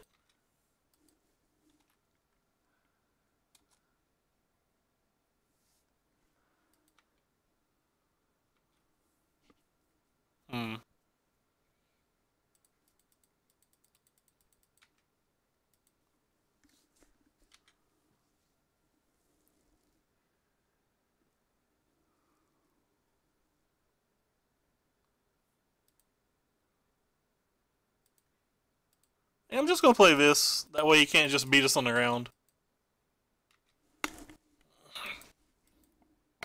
Don't really want to play this until a turn I can use it anyway. I will trade this for all three of those if that's the game he wants to play. Alright.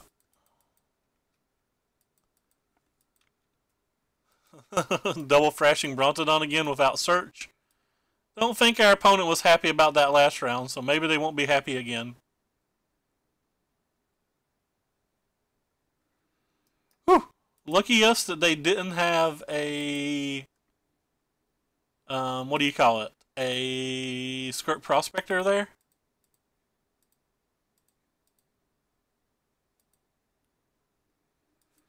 I started attacking now? I think I can just start attacking now. Because I don't care if he blocks.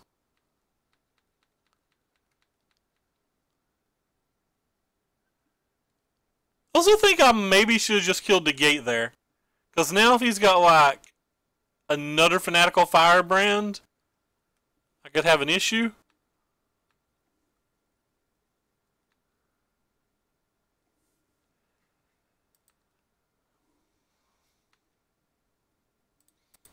You definitely could be right, Degree, but I think it's the blue-white gift deck that's more well positioned. You just throw a bunch of Fumigates onto this board, and they'll just beat us by casting Angels and stuff, right?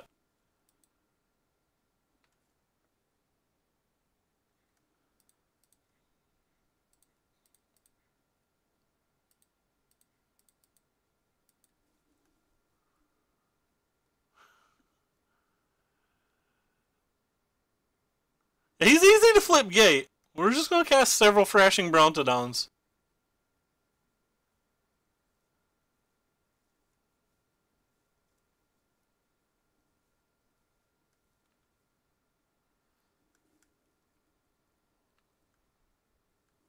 What do you target? I guess he has to target a Brontodon, right? We're just going to let the Brontodon die and not care?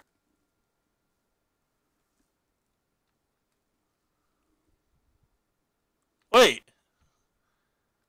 Now I'm confused.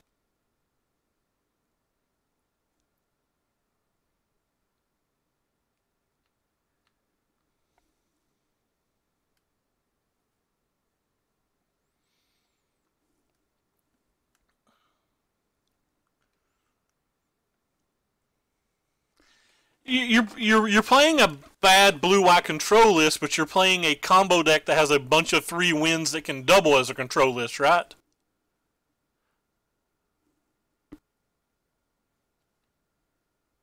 I'm not sure what he's doing at the moment. Does he have just having a braid? Does he have double a braid or something? Sweltering Sun. Ooh, that's a good play.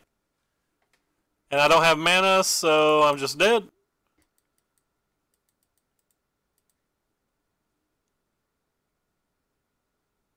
Yep, we're just dead.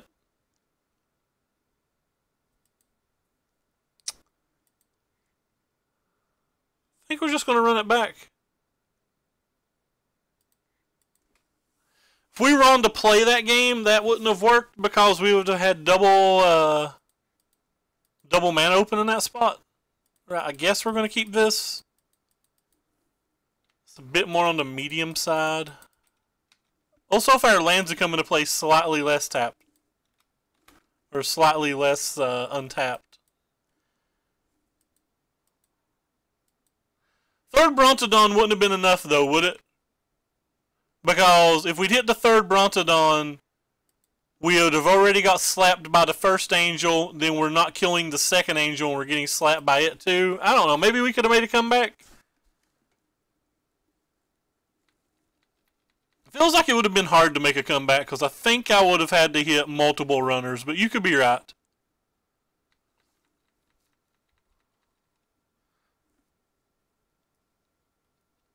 Well, sorry, we would have only had to hit the one runner, but they would have had to brick a lot. We had to answer for the first angel.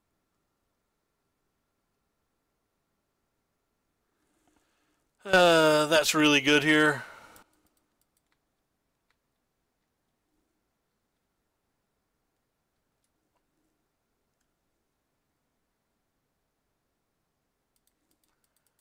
It looks like we're going to get beat to death before we can do much about it.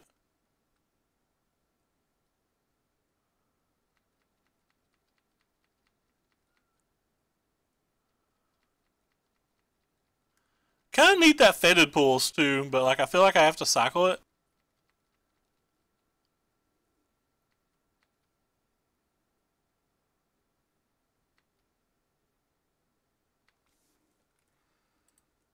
I wonder if I was supposed to bring in Golden Demise. Golden Demise looks like it'd be good on this board, but I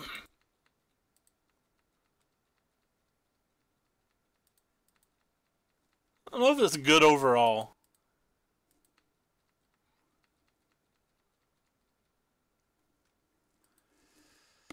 So I'll contempt this turn if he doesn't give me something to negate.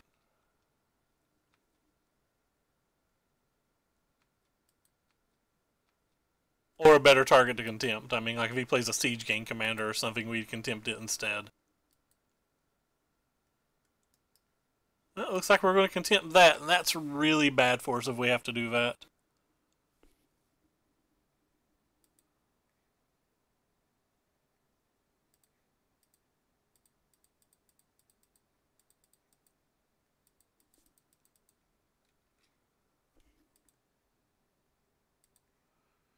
Think we can take our shields down one turn and play a Liliana?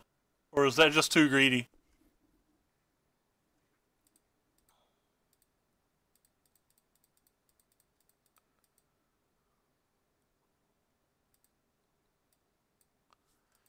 Could just be too greedy. We're like massively far behind though. And none of the creatures we play are very good when he has a Warcry Marauder in play.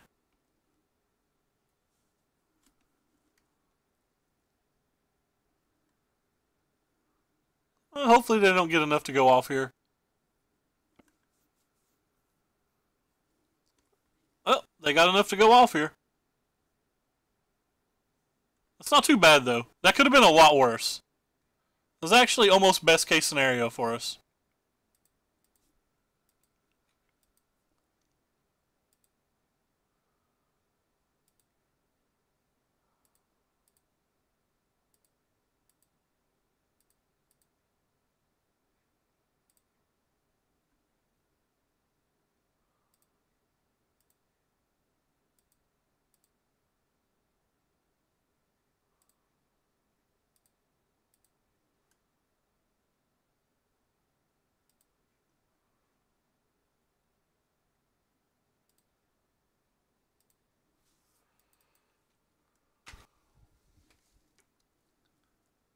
Now, we still probably lose pretty badly to like a Walking Ballista plus another spell, but that's probably about as good as it gets.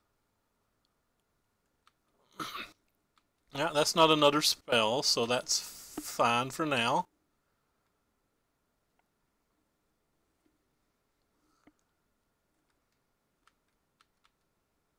Snap block.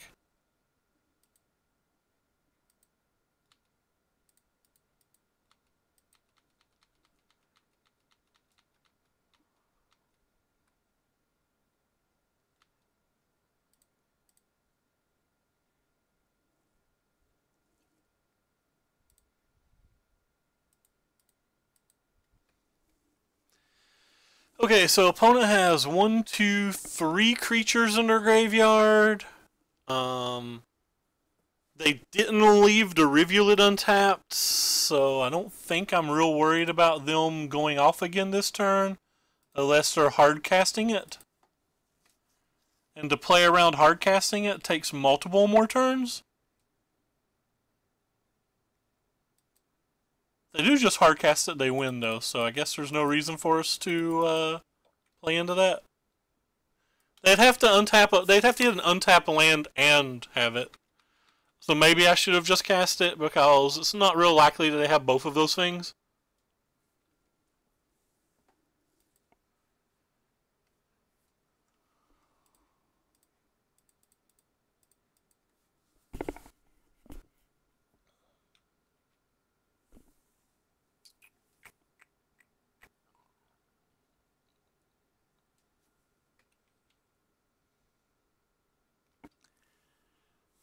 Huh.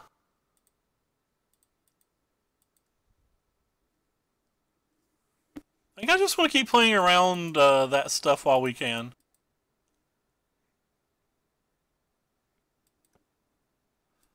Don't think I'm going to attack. Actually, I'm going to play my land here.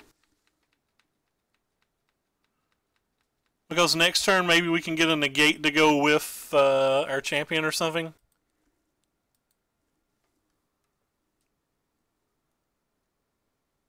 Like a land and a negate off the champion. Something similar to that, I don't know.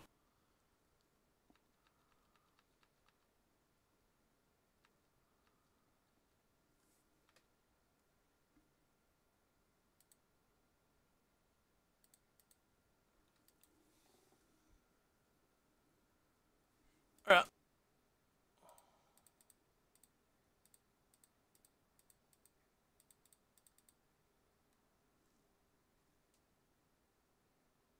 What is this? Nimble Obstructionist. Sure. That's unfortunate. I'll go ahead and play my land again for basically the same reason I played it last time.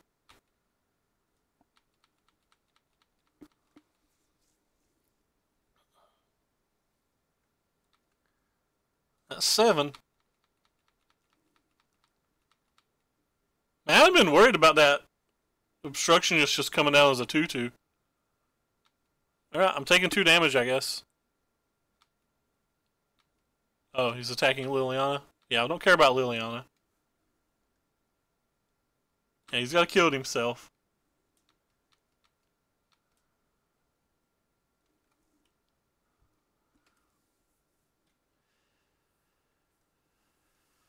You get 1 mana untapped at the end, brother.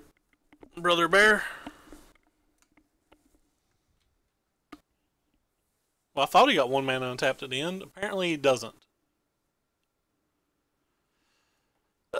This isn't going well. I can start attacking now, though. I've not been attacking all this time because of that.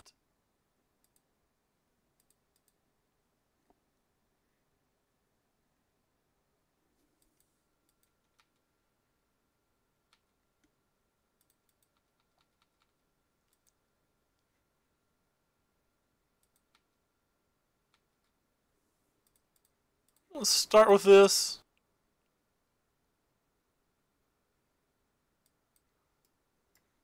Fanatical Fire thingy.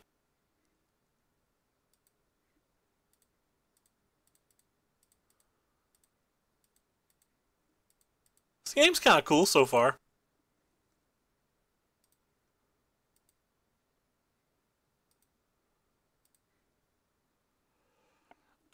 Definitely gonna put that in the graveyard and that in the graveyard and then play our forest.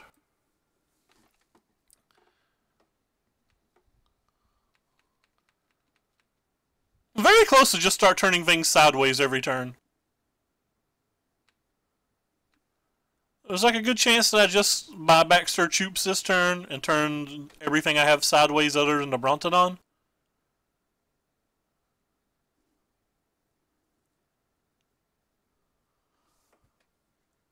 Alright, I guess we're not buying Sir Choops back this turn.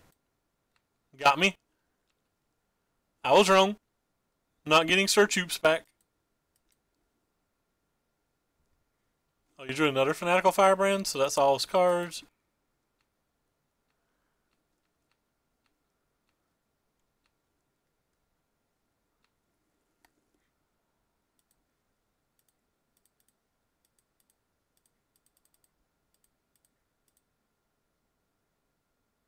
Could have tapped my mana slightly better, but I'm not untapping. I'm too lazy.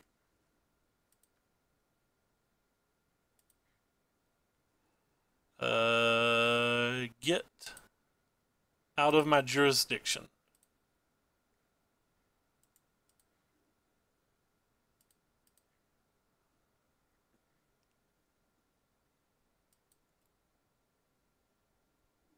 I think I'm just attacking with everything but Brontodon, like I said.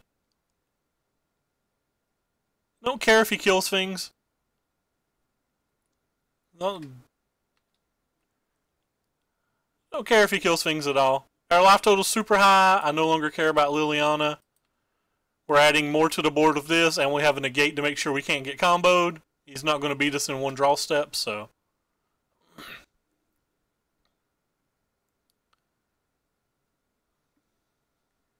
That one's a trade, so it doesn't even get to block next turn.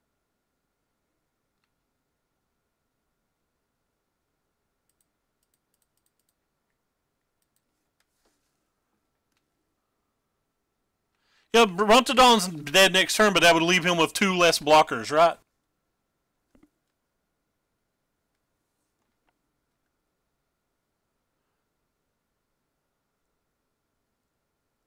Like for Brontodon to die, he's just going to die on board. I plan on winning next turn.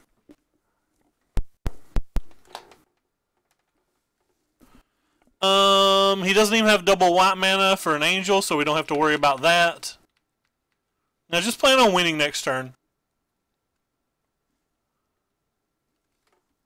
Also, for him to kill the Brontodon with the Warcat and the Firebrand, he would have to do that during his combat step. And if he does that during his combat step, then he doesn't have a God Pharaoh's Gift that turn. Opponent gave us the GG, I guess. I should link the stream, but I won't. He didn't seem happy. Alright, do we get the pity chest? I feel like we could be 4-0 right now if I was just a little bit tighter in my play. New deck though, and the deck doesn't seem that simple to play to me. But maybe like simple things are just over my head. I'm really sad that my stream didn't end at 5 a.m. I really wanted to watch the mid-season invitational. I wonder what we're losing round 1.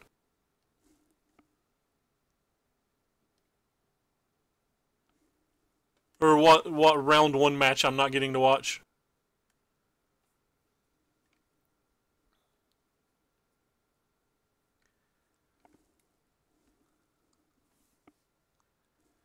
I have 3% battery power on my cell phone to try to figure it out.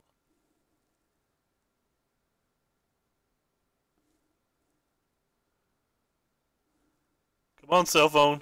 Don't let me down. Just let me see the schedule. That's all we care about.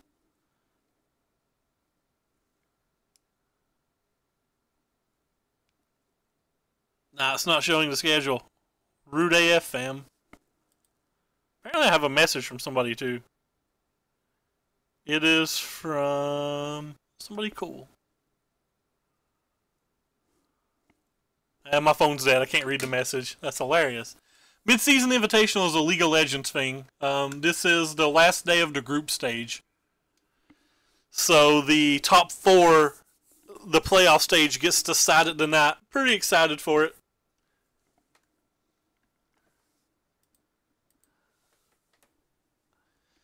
So that might be, the Koreans might not win this year, which in League of Legends term is just like huge. League of Legends terms. Did I say League of Legends term? I don't know what I said. I'm going to keep that. We already have a 5-drop in our hand, and it lets us cast Brontodon on curb without losing our blue mana. Good chance we'll need to draw some of our 10 removal spells, though. It was definitely not from Corey Coolcat. By the way, everybody give Corey Coolcat a nice round of applause. He is the stream manager at this stream. He's responsible for all of our cool graphics and sounds. He made our emote and everything. Thank you very much, Corey Coolcat. He is available for hire for anybody who wants to know at Corey Coolcat Designs. I don't remember what his Facebook page is, to be honest. He linked it to me once. I followed it, and I don't think he ever used it. So I think that's his fault, not mine. Alright, so we're getting Parrot versus this Grixis deck. So we're really going to have to find like a cast down or a contempt or something before he goes too crazy.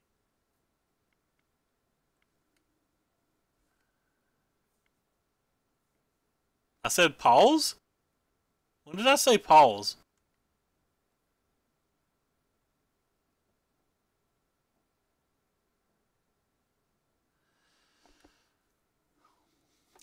Support, that's fair, but Uzi has looked so good that I really feel like Uzi has a chance.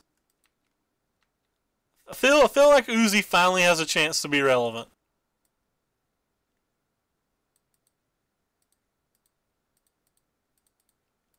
Hi, opponent. You can see my Thrashing Brontodon before I attack.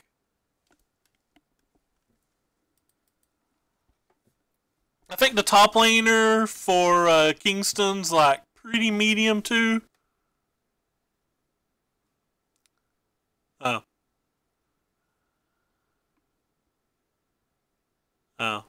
Man, I just talked, Corey. There's beef stew in my refrigerator and I'm missing League of Legends. How dare you expect me to remember anything? Actually, cashing this Brontodon was probably wrong the more I think about it, because it can attack next turn, whereas this gifted Efferborn could have got rowdy. Here's this Herald of Anguish. Hopefully it's just like a bridge. No, it's Herald. We dead, fam.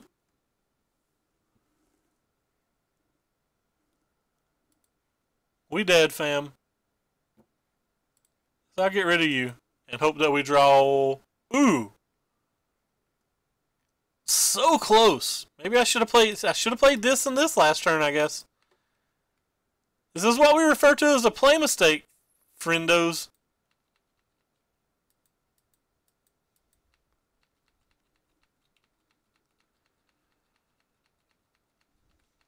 Can't cast the Gifted Everborn now because we need to discard it. I think the Liliana's just a better card than it. If he casts the second Herald of Anguish, we're probably pretty close to like Scoopsville, USA. This card right here can like decimate our board too, which is just the funnest of funs. I should have discarded the Harbor. No. We have 4 Contempts in our deck. Yeah. So we're dead.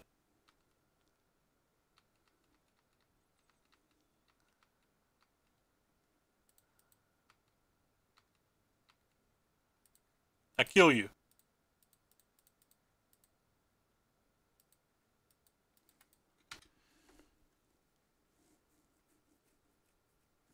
Oh, I should have sung a little song. I'll go ahead and play this, because we might need to sack the Brontodon this turn for something. If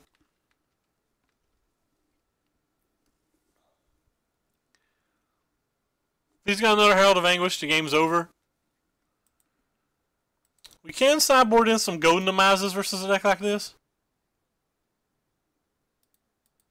Well, I didn't realize it come into play tapped. I did not realize it come into play tapped at all. It was definitely a play mistake. I also shouldn't have played the Brontodon the turn that I played the Brontodon. I should have just cast the second Gifted Efferborn.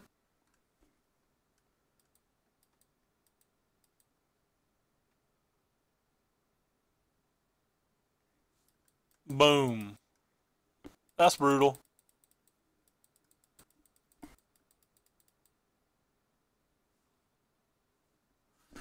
I've made a lot of play mistakes this game. Fortunately, I don't know how much they matter, but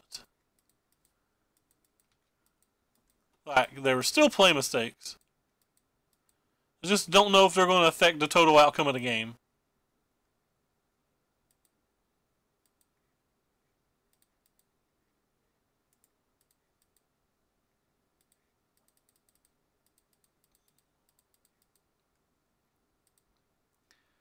You take it up, and I guess technically it survives, but do I want the Efferborn or do I want the Brontodon? It seems like they're both like really bad here.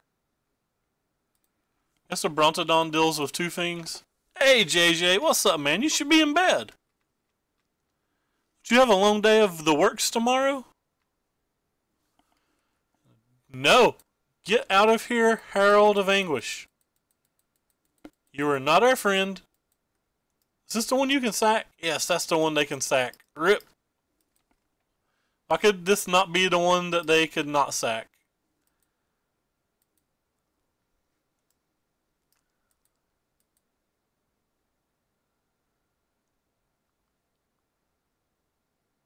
Everything's attacking that. We can't save it, so I guess we'll just eat this thing.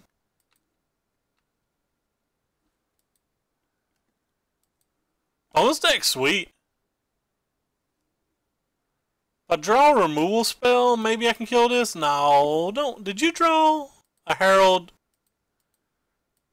Did you get 3 Heralds in the top 15, or is this a battle at a bridge?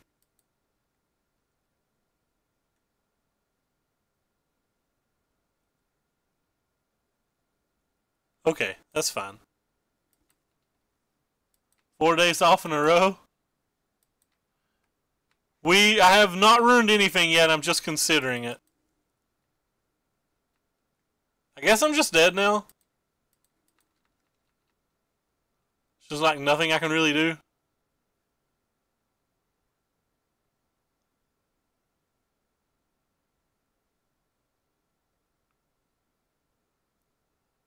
Tricks the opponent, making a good block.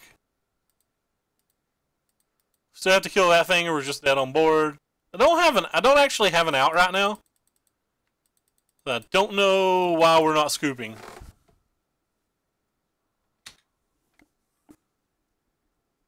The SCG is this upcoming weekend, JJ. I just haven't decided yet. I'm pretty sure I have to skip the 365 anyway to go to my RPTQ, so like I should just go ahead and do it and get some extra practice in, but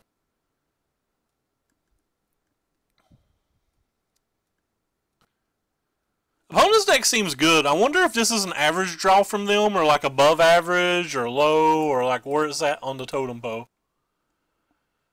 Because I don't feel like our deck can really do anything against what we just saw. I think we want these. I think I actually want those as well. I don't know if I want Duresses and stuff.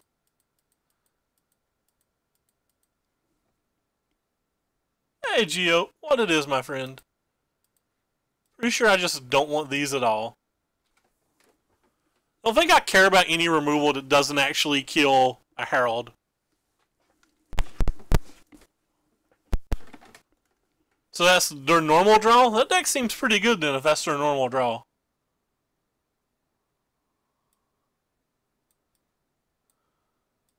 Hmm.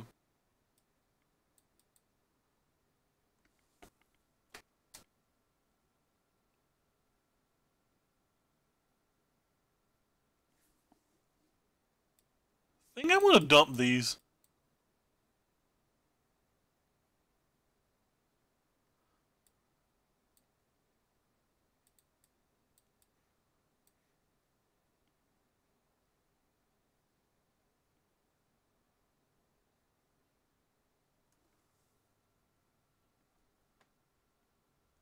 Blue Eye Historic won tons of Green X decks.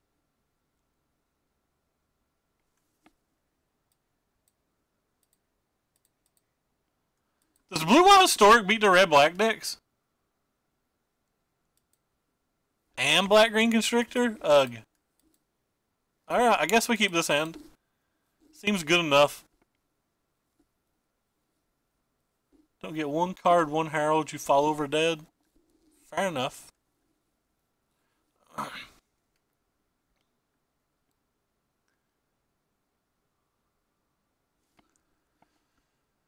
I like the idea of Blue White Historic, and I've been wanting to play the Kevin Jones Blue White Historic list, but like I was really afraid of the red black decks.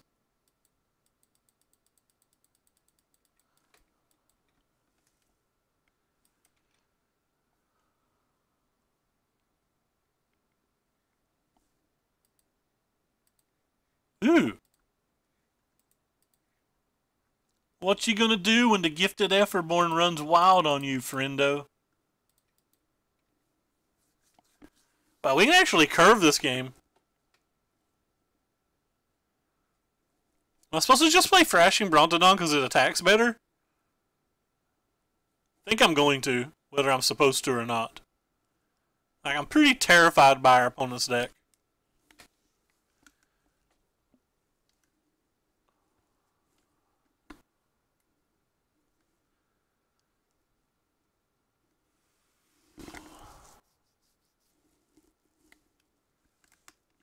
What have you been into, Mr. Giovanni?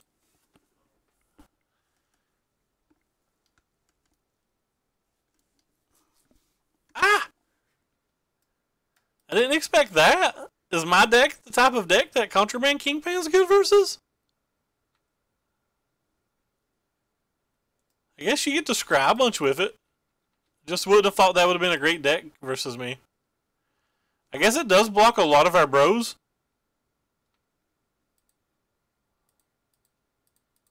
Blocking a lot of our bros is sweet. Hey, Mindless Marty, what it is?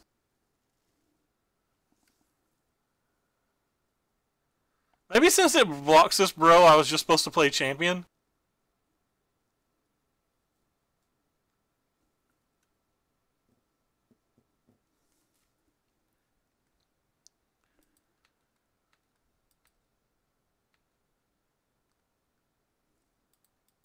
That's so nice of you to stream it. I aim to please. I'm casting this even though I'm probably casting the Golden Demise next turn.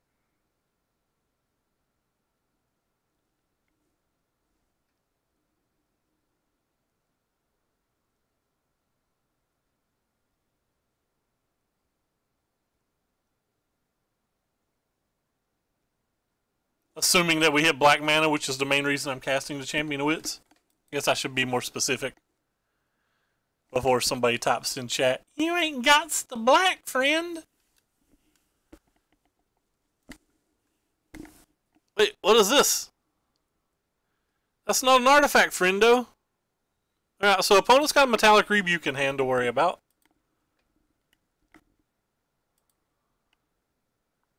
Uh-oh, Spaghetti-O.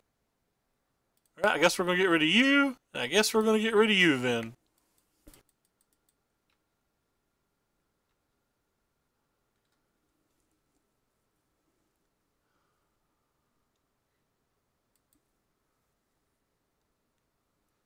I just kind of want to kill this.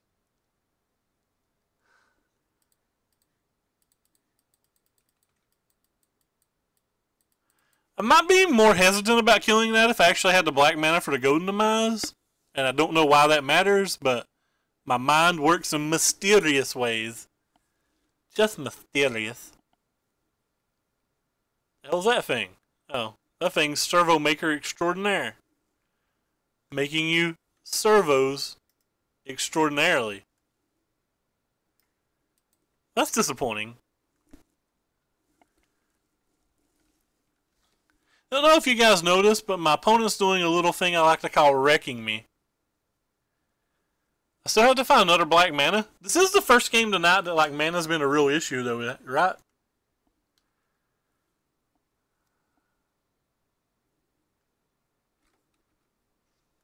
F6 is activated. Let's rock.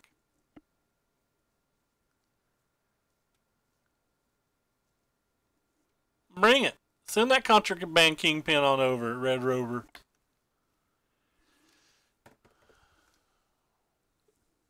Killing me, Smalls. Oh, we hit a black mana. We are the best around. And only some number of men will ever take us down.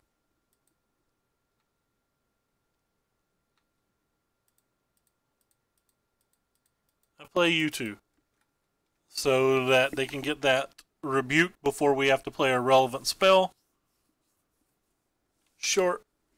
We knew he had that. But I'd rather him do that than any of our things that cost 4 plus.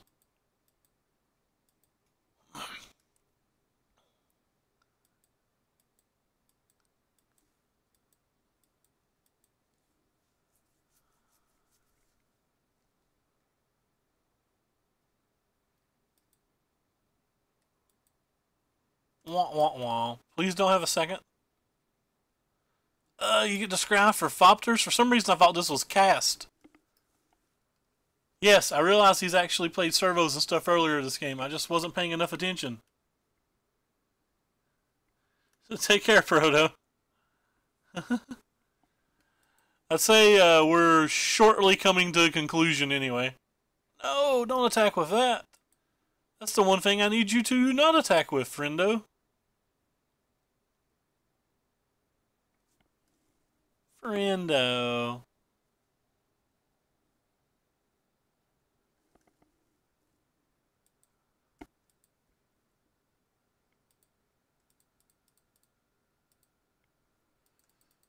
Well, at least let's kill a lot of his artifacts.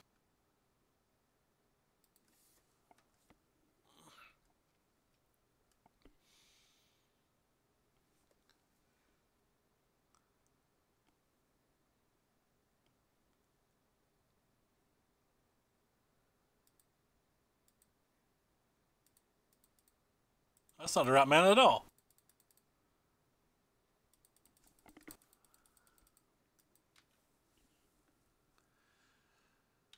I feel like we're in okay shape now. We have a Vraska's Contempt if he does get a Herald, and we're 1 mana away from our champions coming back.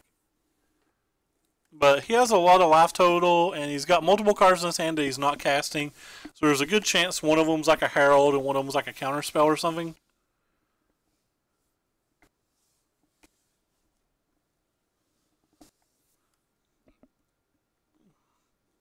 I feel like this game comes down to whether I draw an untapped land or whether he draws something that he can resolve that costs 4 more mana first. Well, that answers that question.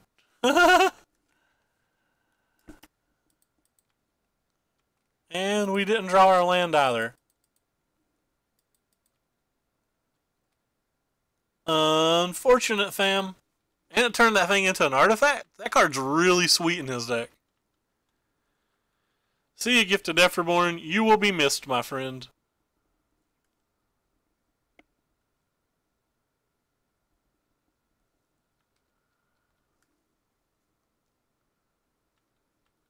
Think I'm fine with taking this damage. Actually, I'm just not fine with taking this damage. Just want to get the random artifact out of play. Or like maybe get a counterspell from his hand.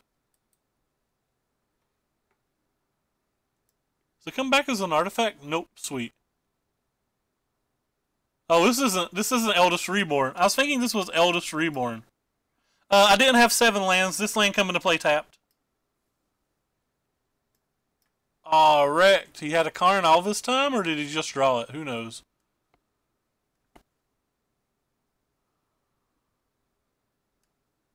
Brutal. Maybe we jumped the gun on the Contempt. But you definitely get a Prophetic Prism. We're not giving you the Herald.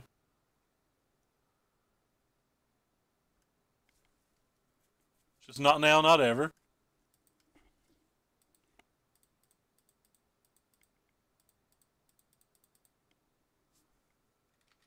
So now we're going to go ahead and do this. What can we throw in the graveyard? How about lands? Well, we finally have a Scarab God. Too bad there's nothing in our graveyard. There is a sweet Maverick Thopterus in his graveyard, though. So we know he has a Prophetic Prism.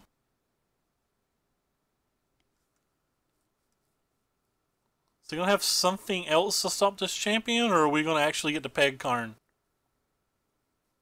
Please don't also have a Thopterus. That would be brutal. It's also a Fopterist. Ah, I just want to choke myself sometimes. Oh, okay, it's just a Herald, and he can't play a Herald, so we're fine with that. He's only got 6. Okay, thank goodness. I thought it was a Fopter. That land's actually great. Oh no, that land's terrible. We don't have the requisite colors again.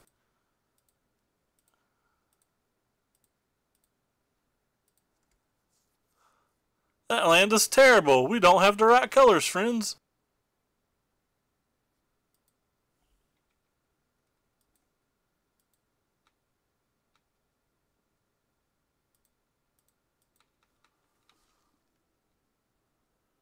He can cast Herald this turn, so I guess we're going to hold the Hinterland Harbor because of such.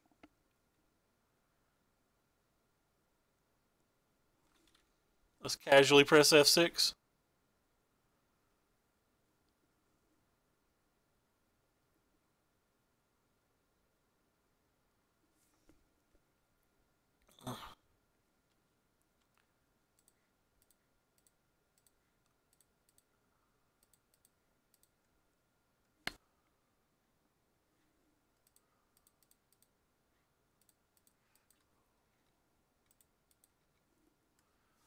I think we've navigated. I think he's didn't draw his lands to a point to where we've navigated our way back into this game.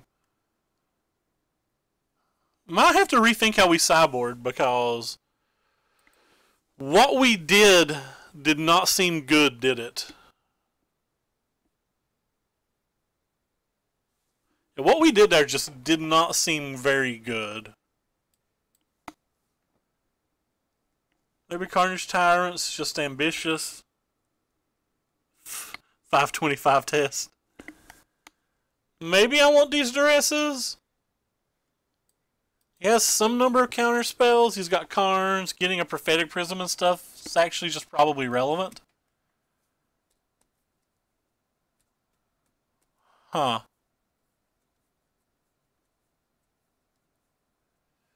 If I bring these in, I most definitely have to take out the Carnage Tyrants, probably.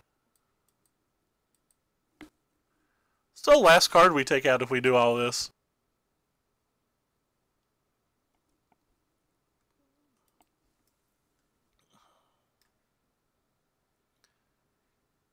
Let's try just 3 of them, I guess. Actually, I think I'd rather have them than negate.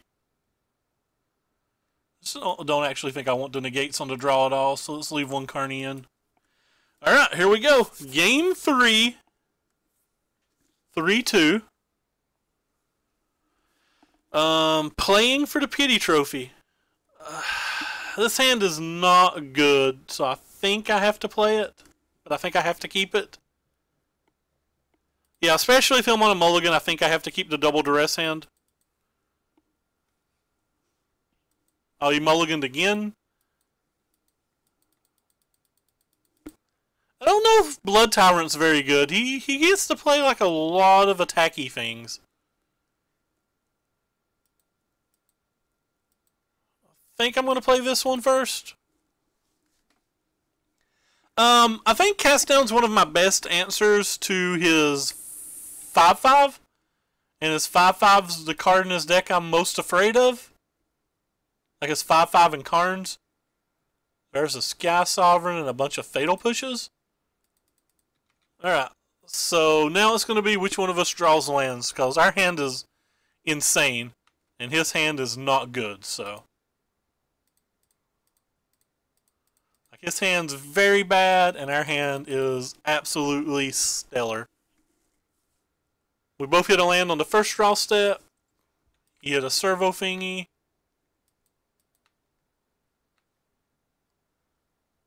So I was the first one to brick.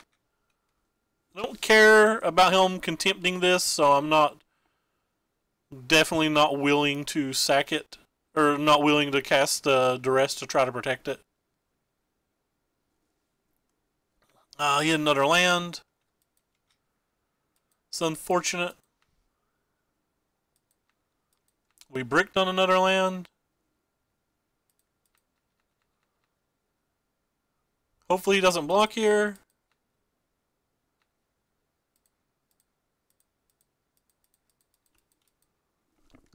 I think it was almost arguable for me to use my Brontodon on this. Like, I put a decent amount of thought into that. Yeah, I could have championed to one turn. I'll be perfectly honest with you, Heath. I forgot that I had blue mana. Oh, wow. I forgot this interaction, too. That was just a terrible play by me. That slipped my mind entirely. Wow, I am a trash can. I can't believe I missed that. So I missed the fact that I had blue mana and missed the fact that I was just letting him get value off both of his fatal pushes.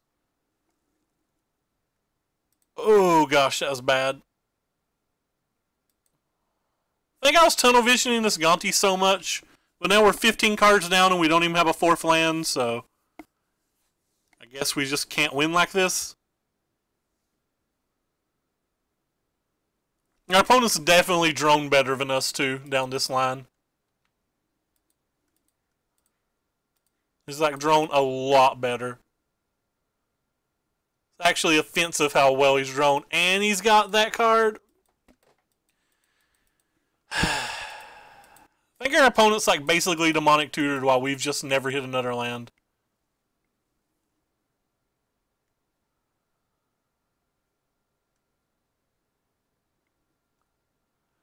Still think we're in fine shape if we just draw an untapped land basically this turn.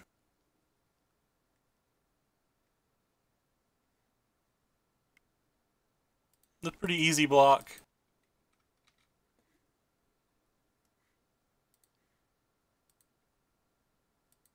It's an untapped land.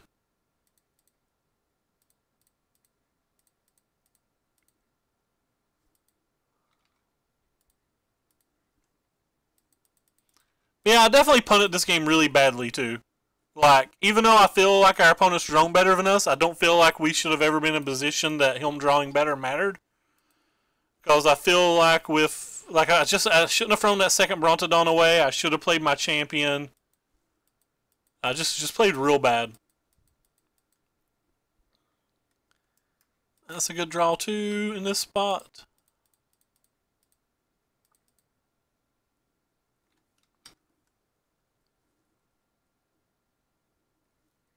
I guess we'll take his Herald of Anguish. At some point we might be able to play it. So I definitely think that this game was basically punted by me.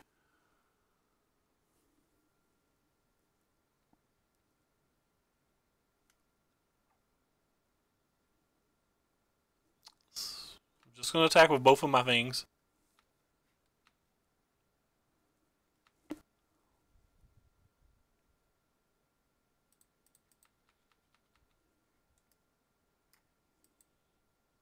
I don't care if he double blocks this. The Choops doesn't really do anything anyway. And I want the servo off the table.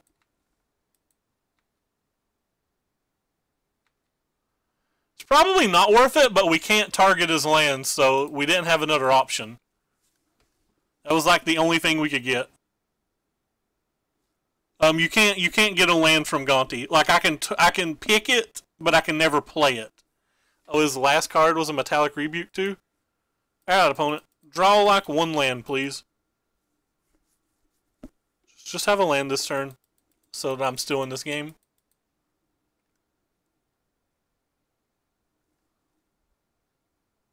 Anything but Thopterus, please.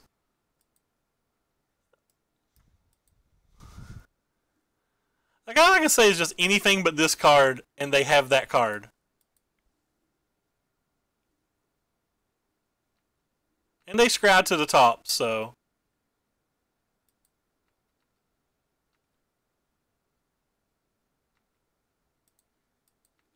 I guess since they scry to the top, we're going to hold up to Vraska's Contempt. Take 4 damage here.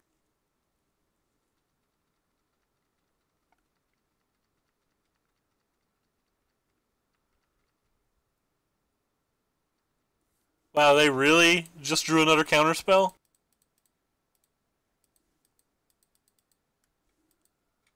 don't know if I'm on early.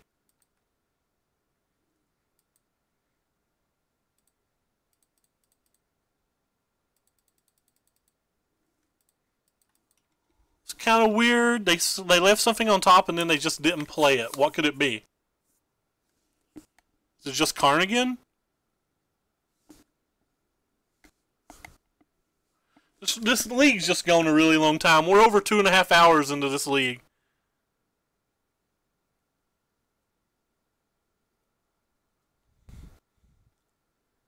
It's just the second time they've done that with Karn, and it's absolutely smashed me both times. The positive note is if they don't have a counterspell and we draw an untapped land, which is pretty unlikely, like, we get a very strong play here.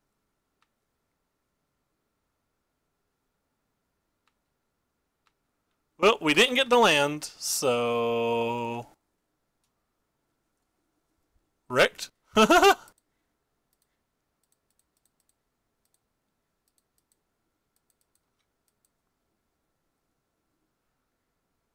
can't attack either.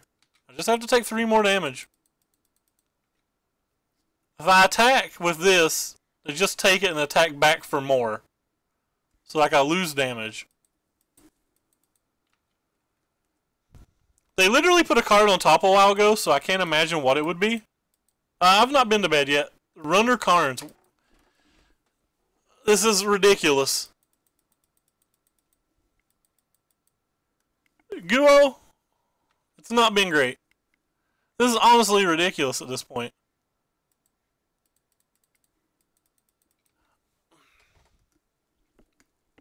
I'm actually offended this game's going this badly.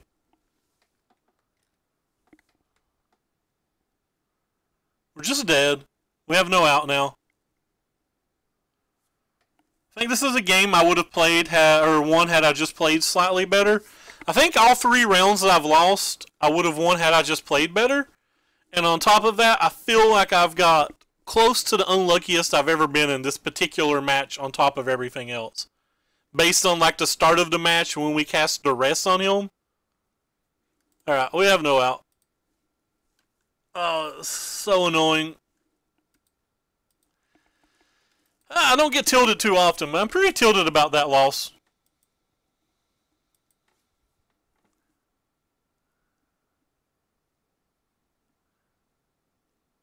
I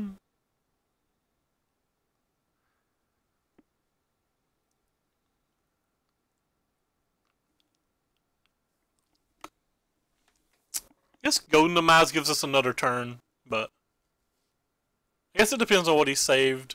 But I don't get to kill Karn, and we're not going to win. I don't know. Maybe that was a premature concession, but like I said, I'm tilted, don't care. Hey, Tinker, thank you for the follow. You picked a bad time to follow. Right when I'm getting salty AF. But I do think I punted that game. Like, I don't think that game would have been close had I just played correctly in the early turns. I kind of feel like both of the earlier rounds we lost, we would have just won 2 had we played correctly in the earlier turns. But, the deck didn't feel particularly good, even with all of that.